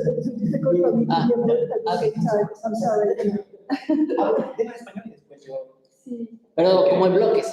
Ok, entonces, en primer lugar, cómo la microfenomenología nos ofrece una nueva forma de dialogar con el naturalismo y cómo esto supera las limitantes de la fenomenología husserliana. Oui, Wow, ok. Y voudrais demander si cómo la microbiologie peut dialoguer avec le naturalisme, si la microbiologie est au-delà des questions et aussi les problèmes du naturalisme, en dialogue avec la phénoménologie, et quelles sont c'est avec ça. Si on peut surmonter la limitation de la phénoménologie de Husserl, le rapport avec par rapport à la microbiologie, par rapport à la phénoménologie, par rapport au naturalisme. Okay. The naturalization project. Yeah. You had that in mind. I mean, the project was called naturalization. En general, que habla Husserl, por ejemplo, en la crisis, ¿no? Surgido del paradigma moderno y de esta idea de cientificidad cuantificada o matematización de la naturaleza. Ah, d'accord. Donc, il faut savoir s'il y a un risque de naturalisation dans le sens de Husserl avec les propos. Oui. Well, I think in order to answer your question, I still have to go into what was called naturalization in the Jean Petitot and Varela's meaning. Because actually it's with this new step that the question can relate back to Husserl. Otherwise, it's a bit, well, it's difficult to tell directly from microphenomenology how to see it with regard to Husserl directly. So I really need to go into this naturalization step, which is in between Husserl and microphenomenology in the history, and also in the epistemology. So actually, I would say that I mean, the psychophenomenology and neurophenomenology was presented and was seen as naturalizing phenomenology. So coming back to what Husserl had put aside or forbidden. So it has been presented as a step backwards, mostly by philosophers. I would say mostly phenomenologists as philosophers thought that this project of naturalization was actually in contradiction with Husserl's transcendental philosophy. So, and that's partly true, I would say, partly true. But then we need to distinguish between two forms of naturalization. And this is well discussed and represented in the introduction to the naturalization of phenomenology, in others' book. They show very well how there are two different paths or two different ways of doing this naturalization of phenomenology. And Jean Petitot is very much in favor of equating naturalization with mathematization of phenomenology, trying to find out in the perception geometric structures, for example, and validating actually perception through the identification of geometric structures and the dynamic of these structures as well in the Thomsian model, the theory of catastrophes, so the dynamic model of perception. So he's very much in favor of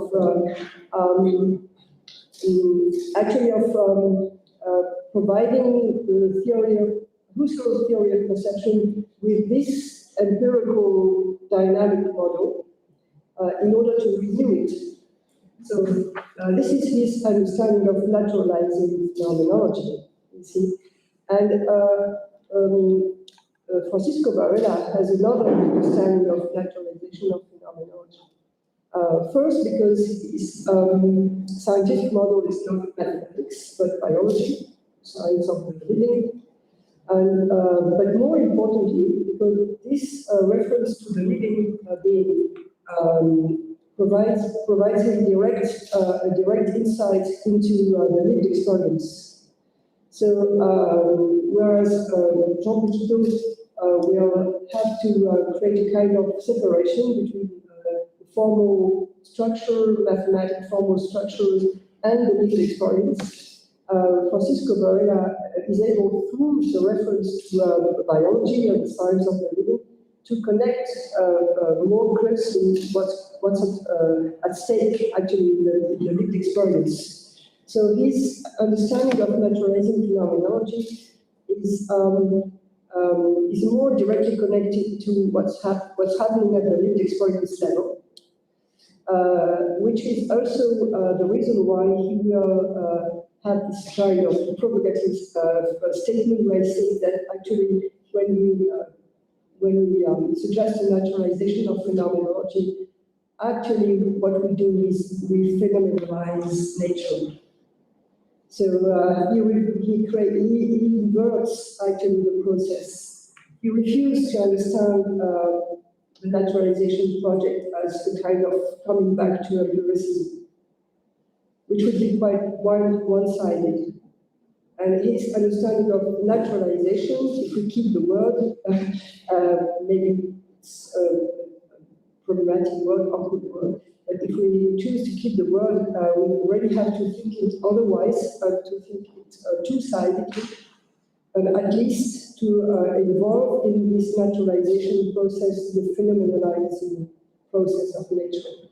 So how nature is to be understood as a lived experience, living and lived experience, and not as a study of the biological basis of my biological basis outside of my own experience, you see.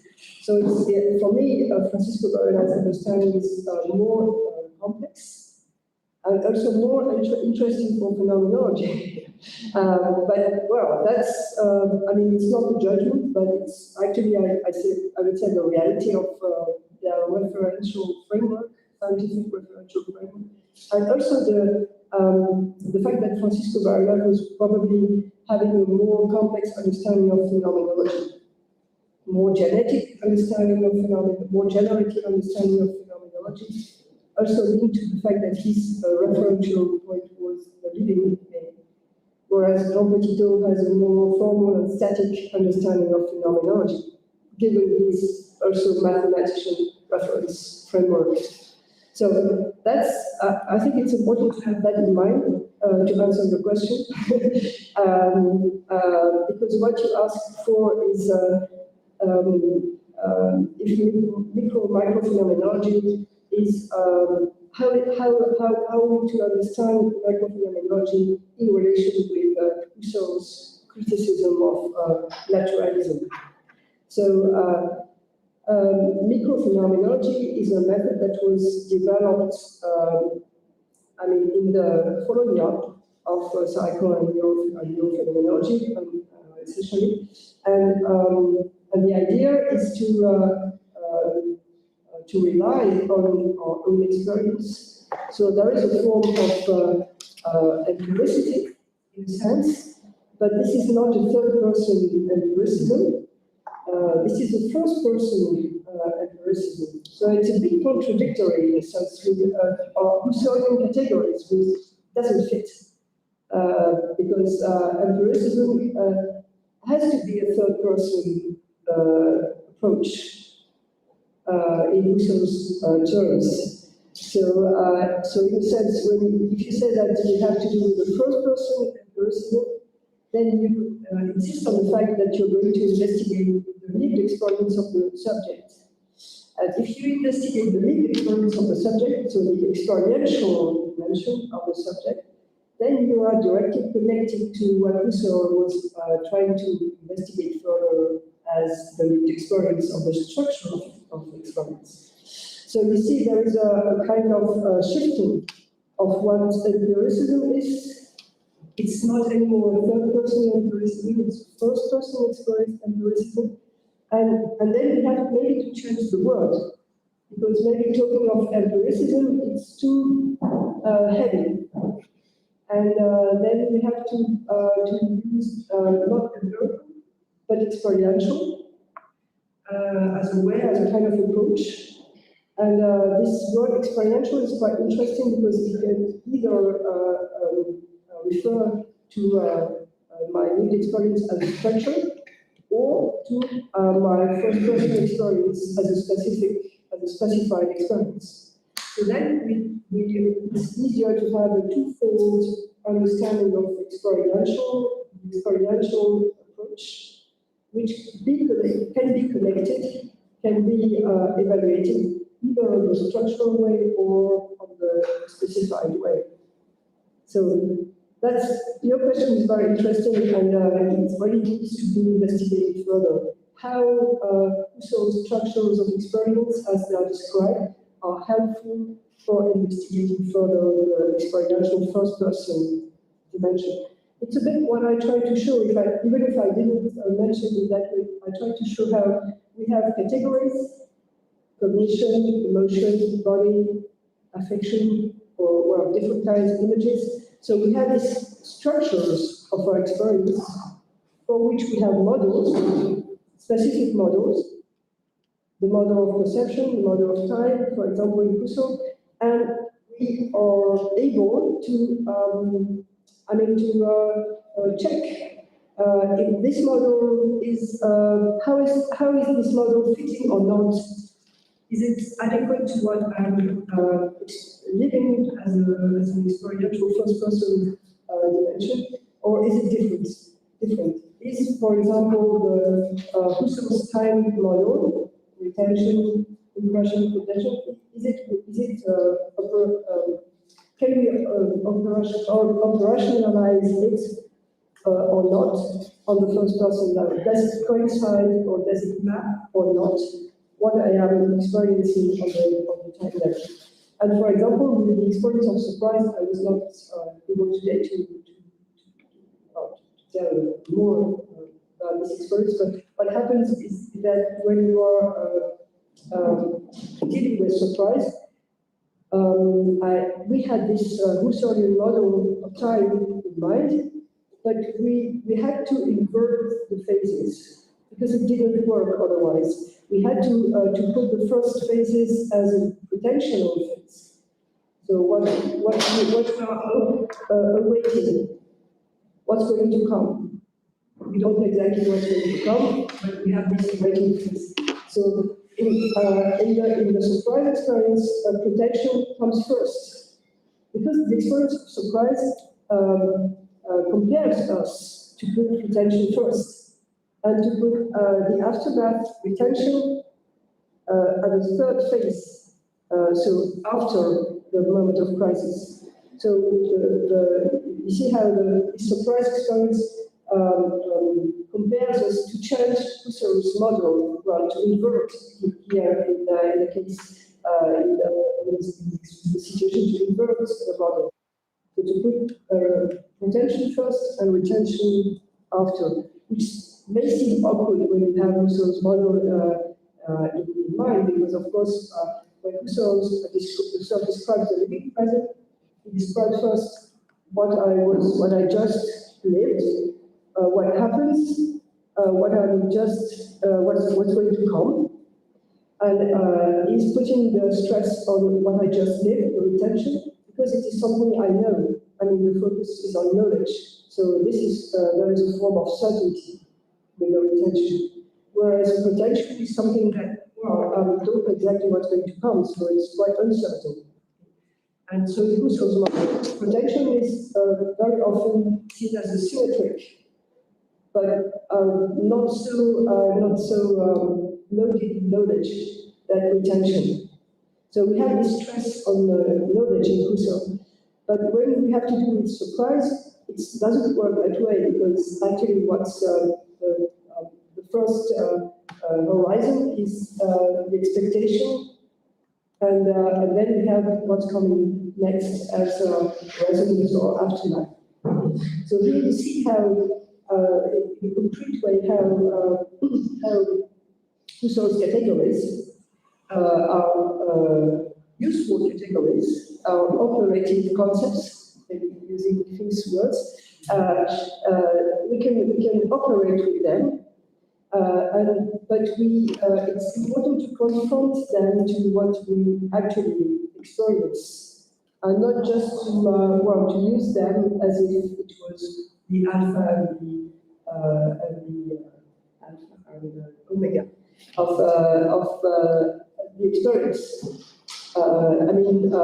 What's interesting is to test Husserl's model here of time with regard to what we are actually having an experience. Here, for example, surprise is a good example to show us how to do something else, because the experience tells us that it's necessary to do something else. So it's in a sense, we could say it's a kind of pragmatic use of phenomenology.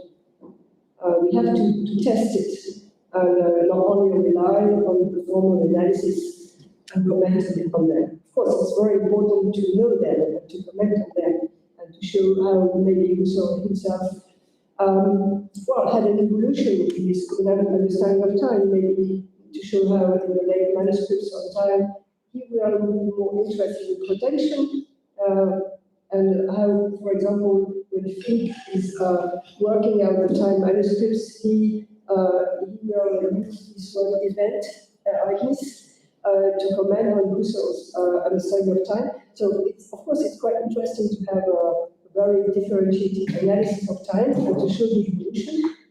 But then, and that's another research kind of project, you might want to also to be interested by how the concepts are fitting with my experience or not, and how they can be useful or heuristic tools in order to confront us in the final way to my own experience. So I would say that microphenomenology can be understood as a form of I would not say empiricism, because I think it's this word is already used, so we can't use it very easily, and maybe it's a bit confusing. But I would say microphenomenology is a science of experience that puts to the fore experience as something that has to do with singularity. So it compares us to shift the level of our investigation. We can't only rely on the structures or on the environment, but we already have to know the singularity of our experience and to make it interact with them, of course. So we come back to Husserl in another way, and it's also a way to show how Husserl's analysis are living. They're not just monuments that we have to comment on and to respect to the end of their analysis without doing anything of it. So it's a way to make them more living as well, I would say. So sorry for my very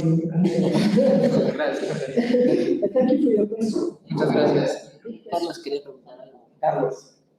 Yes. Salut, je vais poser mes questions en français parce que mon directeur de thèse m'a demandé de le poser en français. I'm very happy. Et vous avez parlé en relation de concernant la surprise comme les points de focalisation de l'affection. Donc ma question était directionnée plutôt dans le sens de la polarité de l'affection, c'est-à-dire toute affection est une sorte de jugement de l'esprit, d'affirmation, affirme unir et ce qu'il reçoit. Il reçoit l'impression. Donc, ma question était si vous pouvez approfondir en relation de les liens entre on dirait l'attention et la surprise par rapport à cette polarité. Par exemple, quand on voit une image, cette image évoque en nous une polarité, c'est-à-dire une sensation agréable, désagréable, selon laquelle notre esprit exprime son accord ou son désaccord. Donc, est-ce qu'il y a, on dirait, une relation phénoménologique entre l'attention, la surprise et cette polarité? Si le puedes traducir, por favor. Que sobre todo lo que me interesa que profundice es la relación entre la atención, la sorpresa, la modalidad en la cual se expresa nuestro espíritu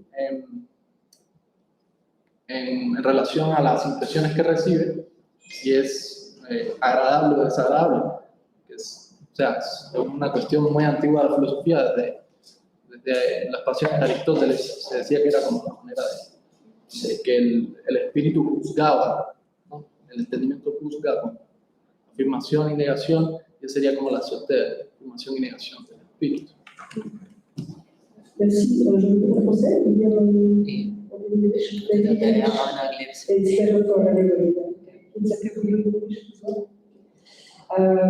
so maybe I thank you for the question. It's very important.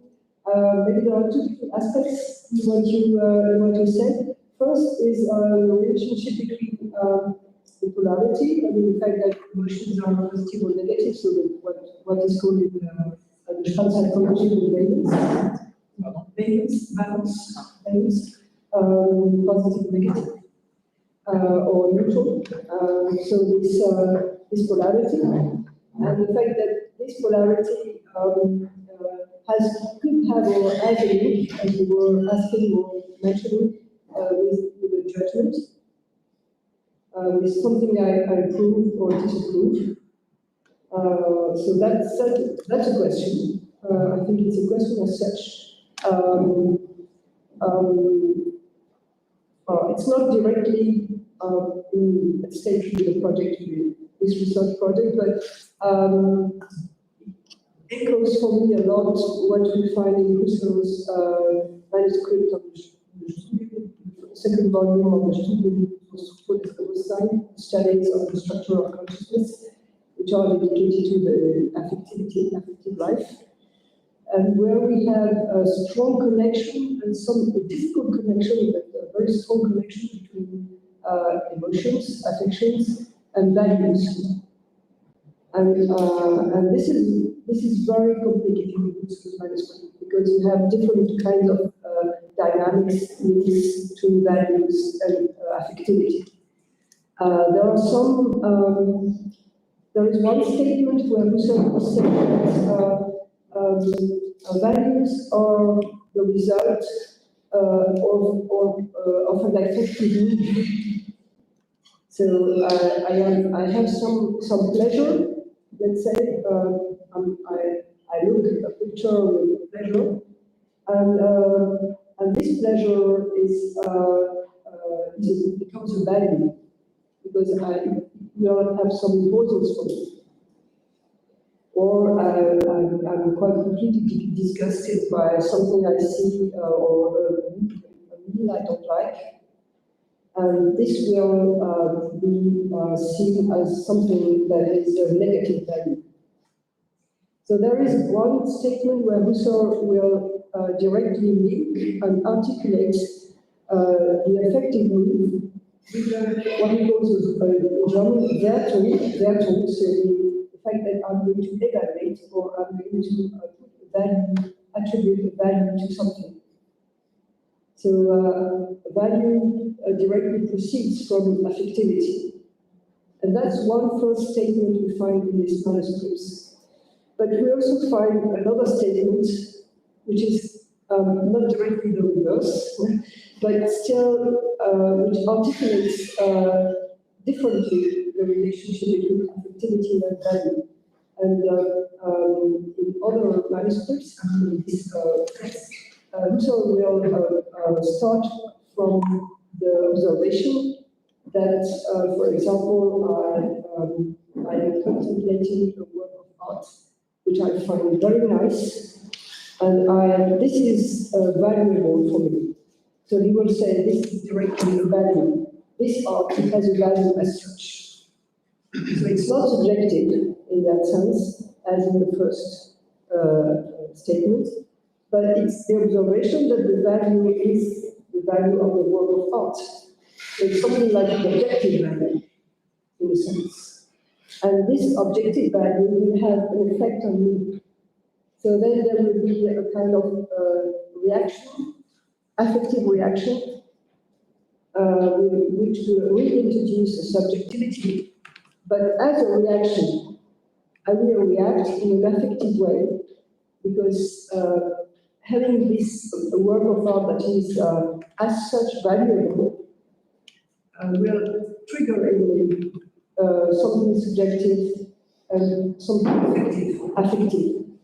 I will have some pleasure looking at this work of art that is as such valuable. So, well, maybe it doesn't answer quite well your question, but I think one part of the question was about the relationship between affectivity and judgment. Affectivity and judgment, and attention, and so Yeah, and that's another issue, I would say. I would create a difference between them, because I think it appears to different statements. In Husserl, for this question, because well, I don't know any other reference in phenomenology which would articulate very closely affectivity and judgment. But I think that way in this Husserl set that you find finest articulation. But quite ambiguous in a sense, because you have these two different moods, these two different dynamics, and they don't fit completely. At least Husserl will differentiate them. And well, I didn't investigate all this on the phenomenological side, so well, I can't tell you more than what is in Husserl. But for the other aspect of your question, I would say that it puts to the fore something that, well, I don't have the, it would be interesting to have the, but well, I don't have the scheme here. I have, in the book, there is I provided a model where these two structures, attention and emotion, which are condition of surprise and implication of surprise, so attention as condition, emotion as implication, are more complex than what I said, actually, because I showed how attention as a primary structure is the major structure as condition, but it also involves emotion, but in a minor way.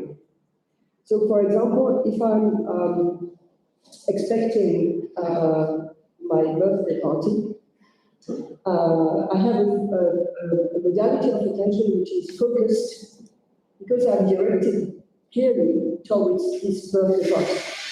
It's not an open attention where I would welcome everything without really knowing what will happen. It's focused. So there is a specificity modality of attention which is focused.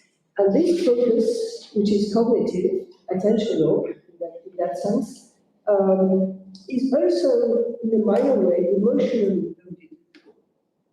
Because it creates in me the tension. This focus is not only cognitive.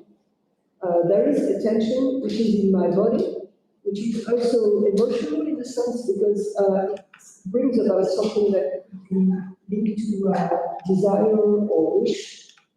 So something quite temporal, dynamic, but which has an emotional component.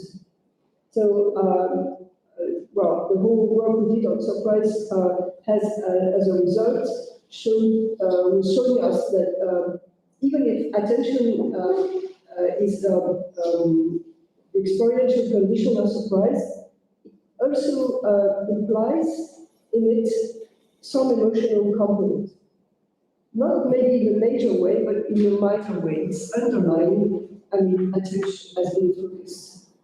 And on the other side, when I describe the aftermath phase as being mostly emotional, the resonance, the effect that surprise brings about, as joy, as disgust, the association with emotions coming from the fact that I see something that will bring joy or disgust, for example. There will also have an attentional component, because I will be in a state where, for example, if my surprise is associated with joy as an emotional component in aftermath phase, this joy will have as an attentional component something that is called relief. I will be able to relax. And this relax or this relief has to do with the form of attention, of a very open attention, for example. So, so you see, actually, this major emotional phase is also loaded with some forms of attention, even in a minor way. So, well, the model is a bit more complex. It's not only attention and emotion, but there is a kind of chiasma, you would say, because in the major attention condition dimension, there is some minor aspects of emotion. And in the emotional major resonance phase, there is some dimension of attention. So we were able to say, for example, that in the first phase, we have something like emotional attention, and the third phase could be called attentional emotion. In order to show that emotional attention is an adjective, emotional, it's linked to attention. So it's an adjective, it's limited, but it's not limited.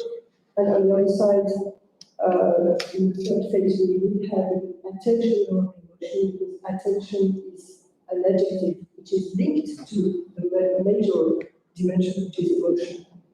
So, well, but I think for me, actually, it's another aspect of the question, and I would not, well, then you could say how to link both questions, both aspects of your question. Maybe something in Husserl would be more interesting still to be investigated is what he calls interest, interessen. Because this word is at the same time very easy to understand and very complex in Husserl's terms, because it means many, many different things. Actually, it combines in its own way, even if it never investigated that very thoroughly. It mixes attention and emotion and value. Because when I'm interested in something, that's interesting, means that this activity or this situation or this person has a value for me. So it contains a value. I'm interested. And this interest dimension is also loaded with a kind of emotion, bodily emotion, very low level, because it implies attention. And it also is loaded with something like attention, because it implies direction. So this word is very complex. Husserl uses it very often. He never really unfolds it, as I did. But actually, I think in Interessen you have value, attention, and emotion. In specific modalities, of course. And this is to be described more finely. But, well, maybe it's a way to to relate the two aspects of your question, which I first differentiated. I hope I could answer your Merci. question. Merci d'être ici. So, there was a question there. Maria. Just we are over time. It's fine to stay here, but maybe we can gather a couple of questions from Maria and Michael, if that's okay with you. I can answer quickly. No, that's fine. No, it's a thing more that maybe relate to commentaries somehow. So if you're okay, you can both questions. Good idea. The honor and then both answer. Yes, thank you for your conference. My question is about the first person perspective. I'm confused with the way it is used in this project because as I learned or as I have approached the first person perspective in the cognition meditation, Husserl says that the one who meditates most be the one who gets through its own experience and describe its own experience by means of the epoche, reduction, or its own reflection. So the first person perspective is something that must be gained by my own meditation. But in this project, as I see, the first person perspective is something that I don't know if I don't know how people in the project get this access, this reflective access to its own perspective. And also I would like to know how is it took from the phenomenological perspective as an object. I mean, it's not As an object, because this is no longer a first person perspective from the one who meditates, but an object of the person who gives the testimony or who participates in the experiment. And also, as a quick question, I would like to know how these results from the experiment of surprise or the phenomenology of surprise support the common ontology that you talked at the beginning of the conference. Okay. Great, thank you. Well, it's not here anymore, so I can answer your questions. It's great. So, two questions. So thank you. Yeah, you're right about what you mentioned about first-person experience. I don't know exactly what you had in mind as a framework, but you mentioned meditation. So meditation as, sitting meditation, or meditation in the sense of the philosophical meditation, in the Descartes meditation. Yeah. What do you mean? But she refers to Husserl's Cartesian meditation as well. Wow. But she knows also Sahavi's work. Maybe she's referring also to Sahavi's work because she has been reading okay. the literature. That's another topic, I would say. Well, I don't know, what was your goal? What did you have in mind? It would be better for me to know more precisely in order to answer your question. Yeah, I'm just curious about how the first person perspective is taken, or how is it understood in this project. I thought that first person perspective was something that can be or could be accomplished only by the subject's own meditation or reflection, or by its own experience. Yeah. The description in first person of my own experience. And here, I don't know if, the people in the experiment talk about their own experience, but phenomenologically, the experience is approached from a third perspective.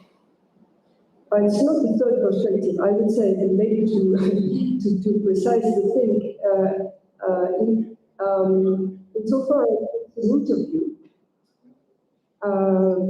more precisely, we should say it's a second person. Okay, because we have to do with an interview. So we are, as interviewer, guiding a person who is describing the question only personal first-person experience.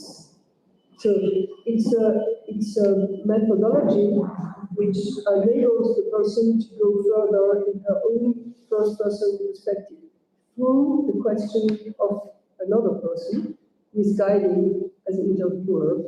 So the model as such, as an interview, is a subject-person perspective in the strict sense of the word. But since the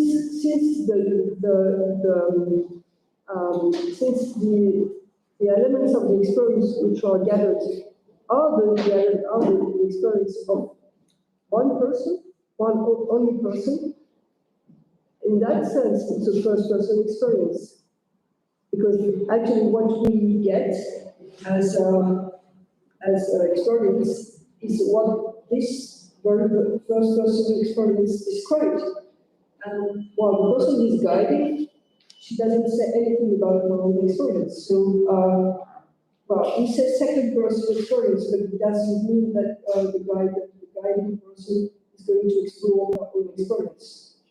You know, so, well, the notion of second-person experience is very, for me, is biased in a sense, because it's not reciprocal. It's well, it's far more interesting to think it as a kind of tool, kind of projector, in order to go further and finer in the structure of the dynamic of my own experience. So, well, that's what I would say just to begin. And then, when you appeal to reflectivity and self-observation, and the fact that, well, the true first-person experience is when I observe myself or I reflect on myself, I would say it's very confusing. Because actually, what am I accessing to in the concrete sense of the word? If we refer to Husserl, and I will let aside the notion of meditation because I think it doesn't. I mean, it's not very helpful because what Husserl means with meditation or the kind of meditation is very broad and doesn't tell a lot about what they actually experienced. You know, it's a word, I mean, that was used in order to talk about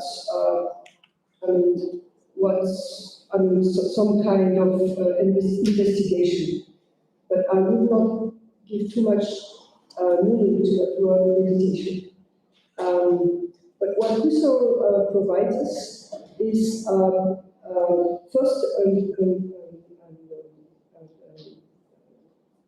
first, and that's all actually, what I am, what the I, as a transcendental ego, is constituting as the meaning of experience. So it's a very important philosophical discovery, and it doesn't tell a lot about what I truly experience. And Husserl himself was very critical of self-observation. As you know, there is this very long paragraph, I guess 179, I think, where he, as an excursus, he says that it's a very long paragraph, actually. He criticizes a lot self-observation, self-beobachtung, what we translate with introspection. And he shows that actually we can't really go to our own experience. It's something impossible because we are, and here he has the same view as many experimental psychologists today, who say that, okay, if I try to go to my own experience, I will come too late and I will distort it. So, what he criticized in Watt's understanding of self-observation is exactly this distortion, and the fact that it comes too late, it comes afterwards, so I come back, but I'm not the same as the one I was, so how can I get a very true first-person experience? So Husserl in this observation would be quite critical of any possibility of referring to one's own experience. And in that sense, reflection is a very generic model of experience where I will only actually describe what I am representing myself I am. So I will come back to myself and reflect on my own perception. But doing that, actually I will have a kind of representation of myself. So it's very conceptual. And it has very few, very little in common with this microphenomenological understanding of experience. So for me, they belong to two different levels of experience. One is structural, as I said, the other one is very much experiential and specified. And I would say that I mean, the interest of this microphenomenological technique is that you are compelled to, I mean, to use the other to help you to go into your own experience. So you can't do it yourself, by yourself. I mean, this is mythical to pretend to be able to do yourself the job. It's impossible. So you really need the other to help you go further in your own experience. And this is, I think, the real interest of this microphenomenological interview. So, yeah, therefore, if it's useful, you can make the second person approach. But as I said, for me, it's a bit biased because actually there is no reciprocity. So, in fact, what is at stake is where you investigate, find out what one person is actually living. So that's what I would say. And but I don't know if I answered your question. But the problem, I mean, because you mentioned Dan Zahavi, I used the I think the problem with Dan Zahavi was first person phenomenology is that it has actually nothing to do with first person phenomenology. Because it's not experiential at all, it's only structural. So, okay, but it does nothing else than repeating Husserl, for instance. So, well, he doesn't glorify me, but he doesn't do anything new. And when he, he invents something that's called phenomenological interviews, it has nothing to do with the microphenomenology, because actually you repeat, I mean, the structure of experience, but you don't go further in your own specific experience because you don't rely, I mean, you don't go in the very fine dimension of your specified experience. So for me, it doesn't bring anything new. Then you could say that that's not his aim. Maybe he's only interested in providing a kind of framework where phenomenology as a philosophy can discuss other theories. So for me, his level of investigation is strictly theoretical. So he has no goal of bringing experiential dimensions into phenomenology in order to review it. So it's another goal. I mean, he has another research interest, I would say. That's also difficult because then he wants to have statements about what it is to use empirical and practical approaches. And then he repeats Husserl's model in a sense, because he repeats the fact that we have a first-person philosophy, which is transcendental, and then we have regional ontologies, which are applied to this first-person model. But that's a very conservative view of the relationship between phenomenology and other practical and experiential approaches. So for me, that's what Husserl says. So, well, okay, but that's not exactly what is at stake in the approach where you are careful about trying to find out new ways of understanding experience. So for me, they belong to two different, completely different projects. So, well, that would be my answer if I.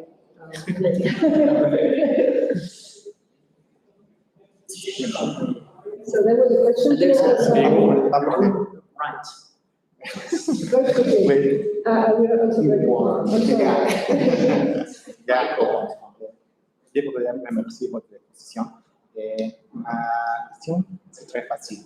Est-ce qu'il y a une différence entre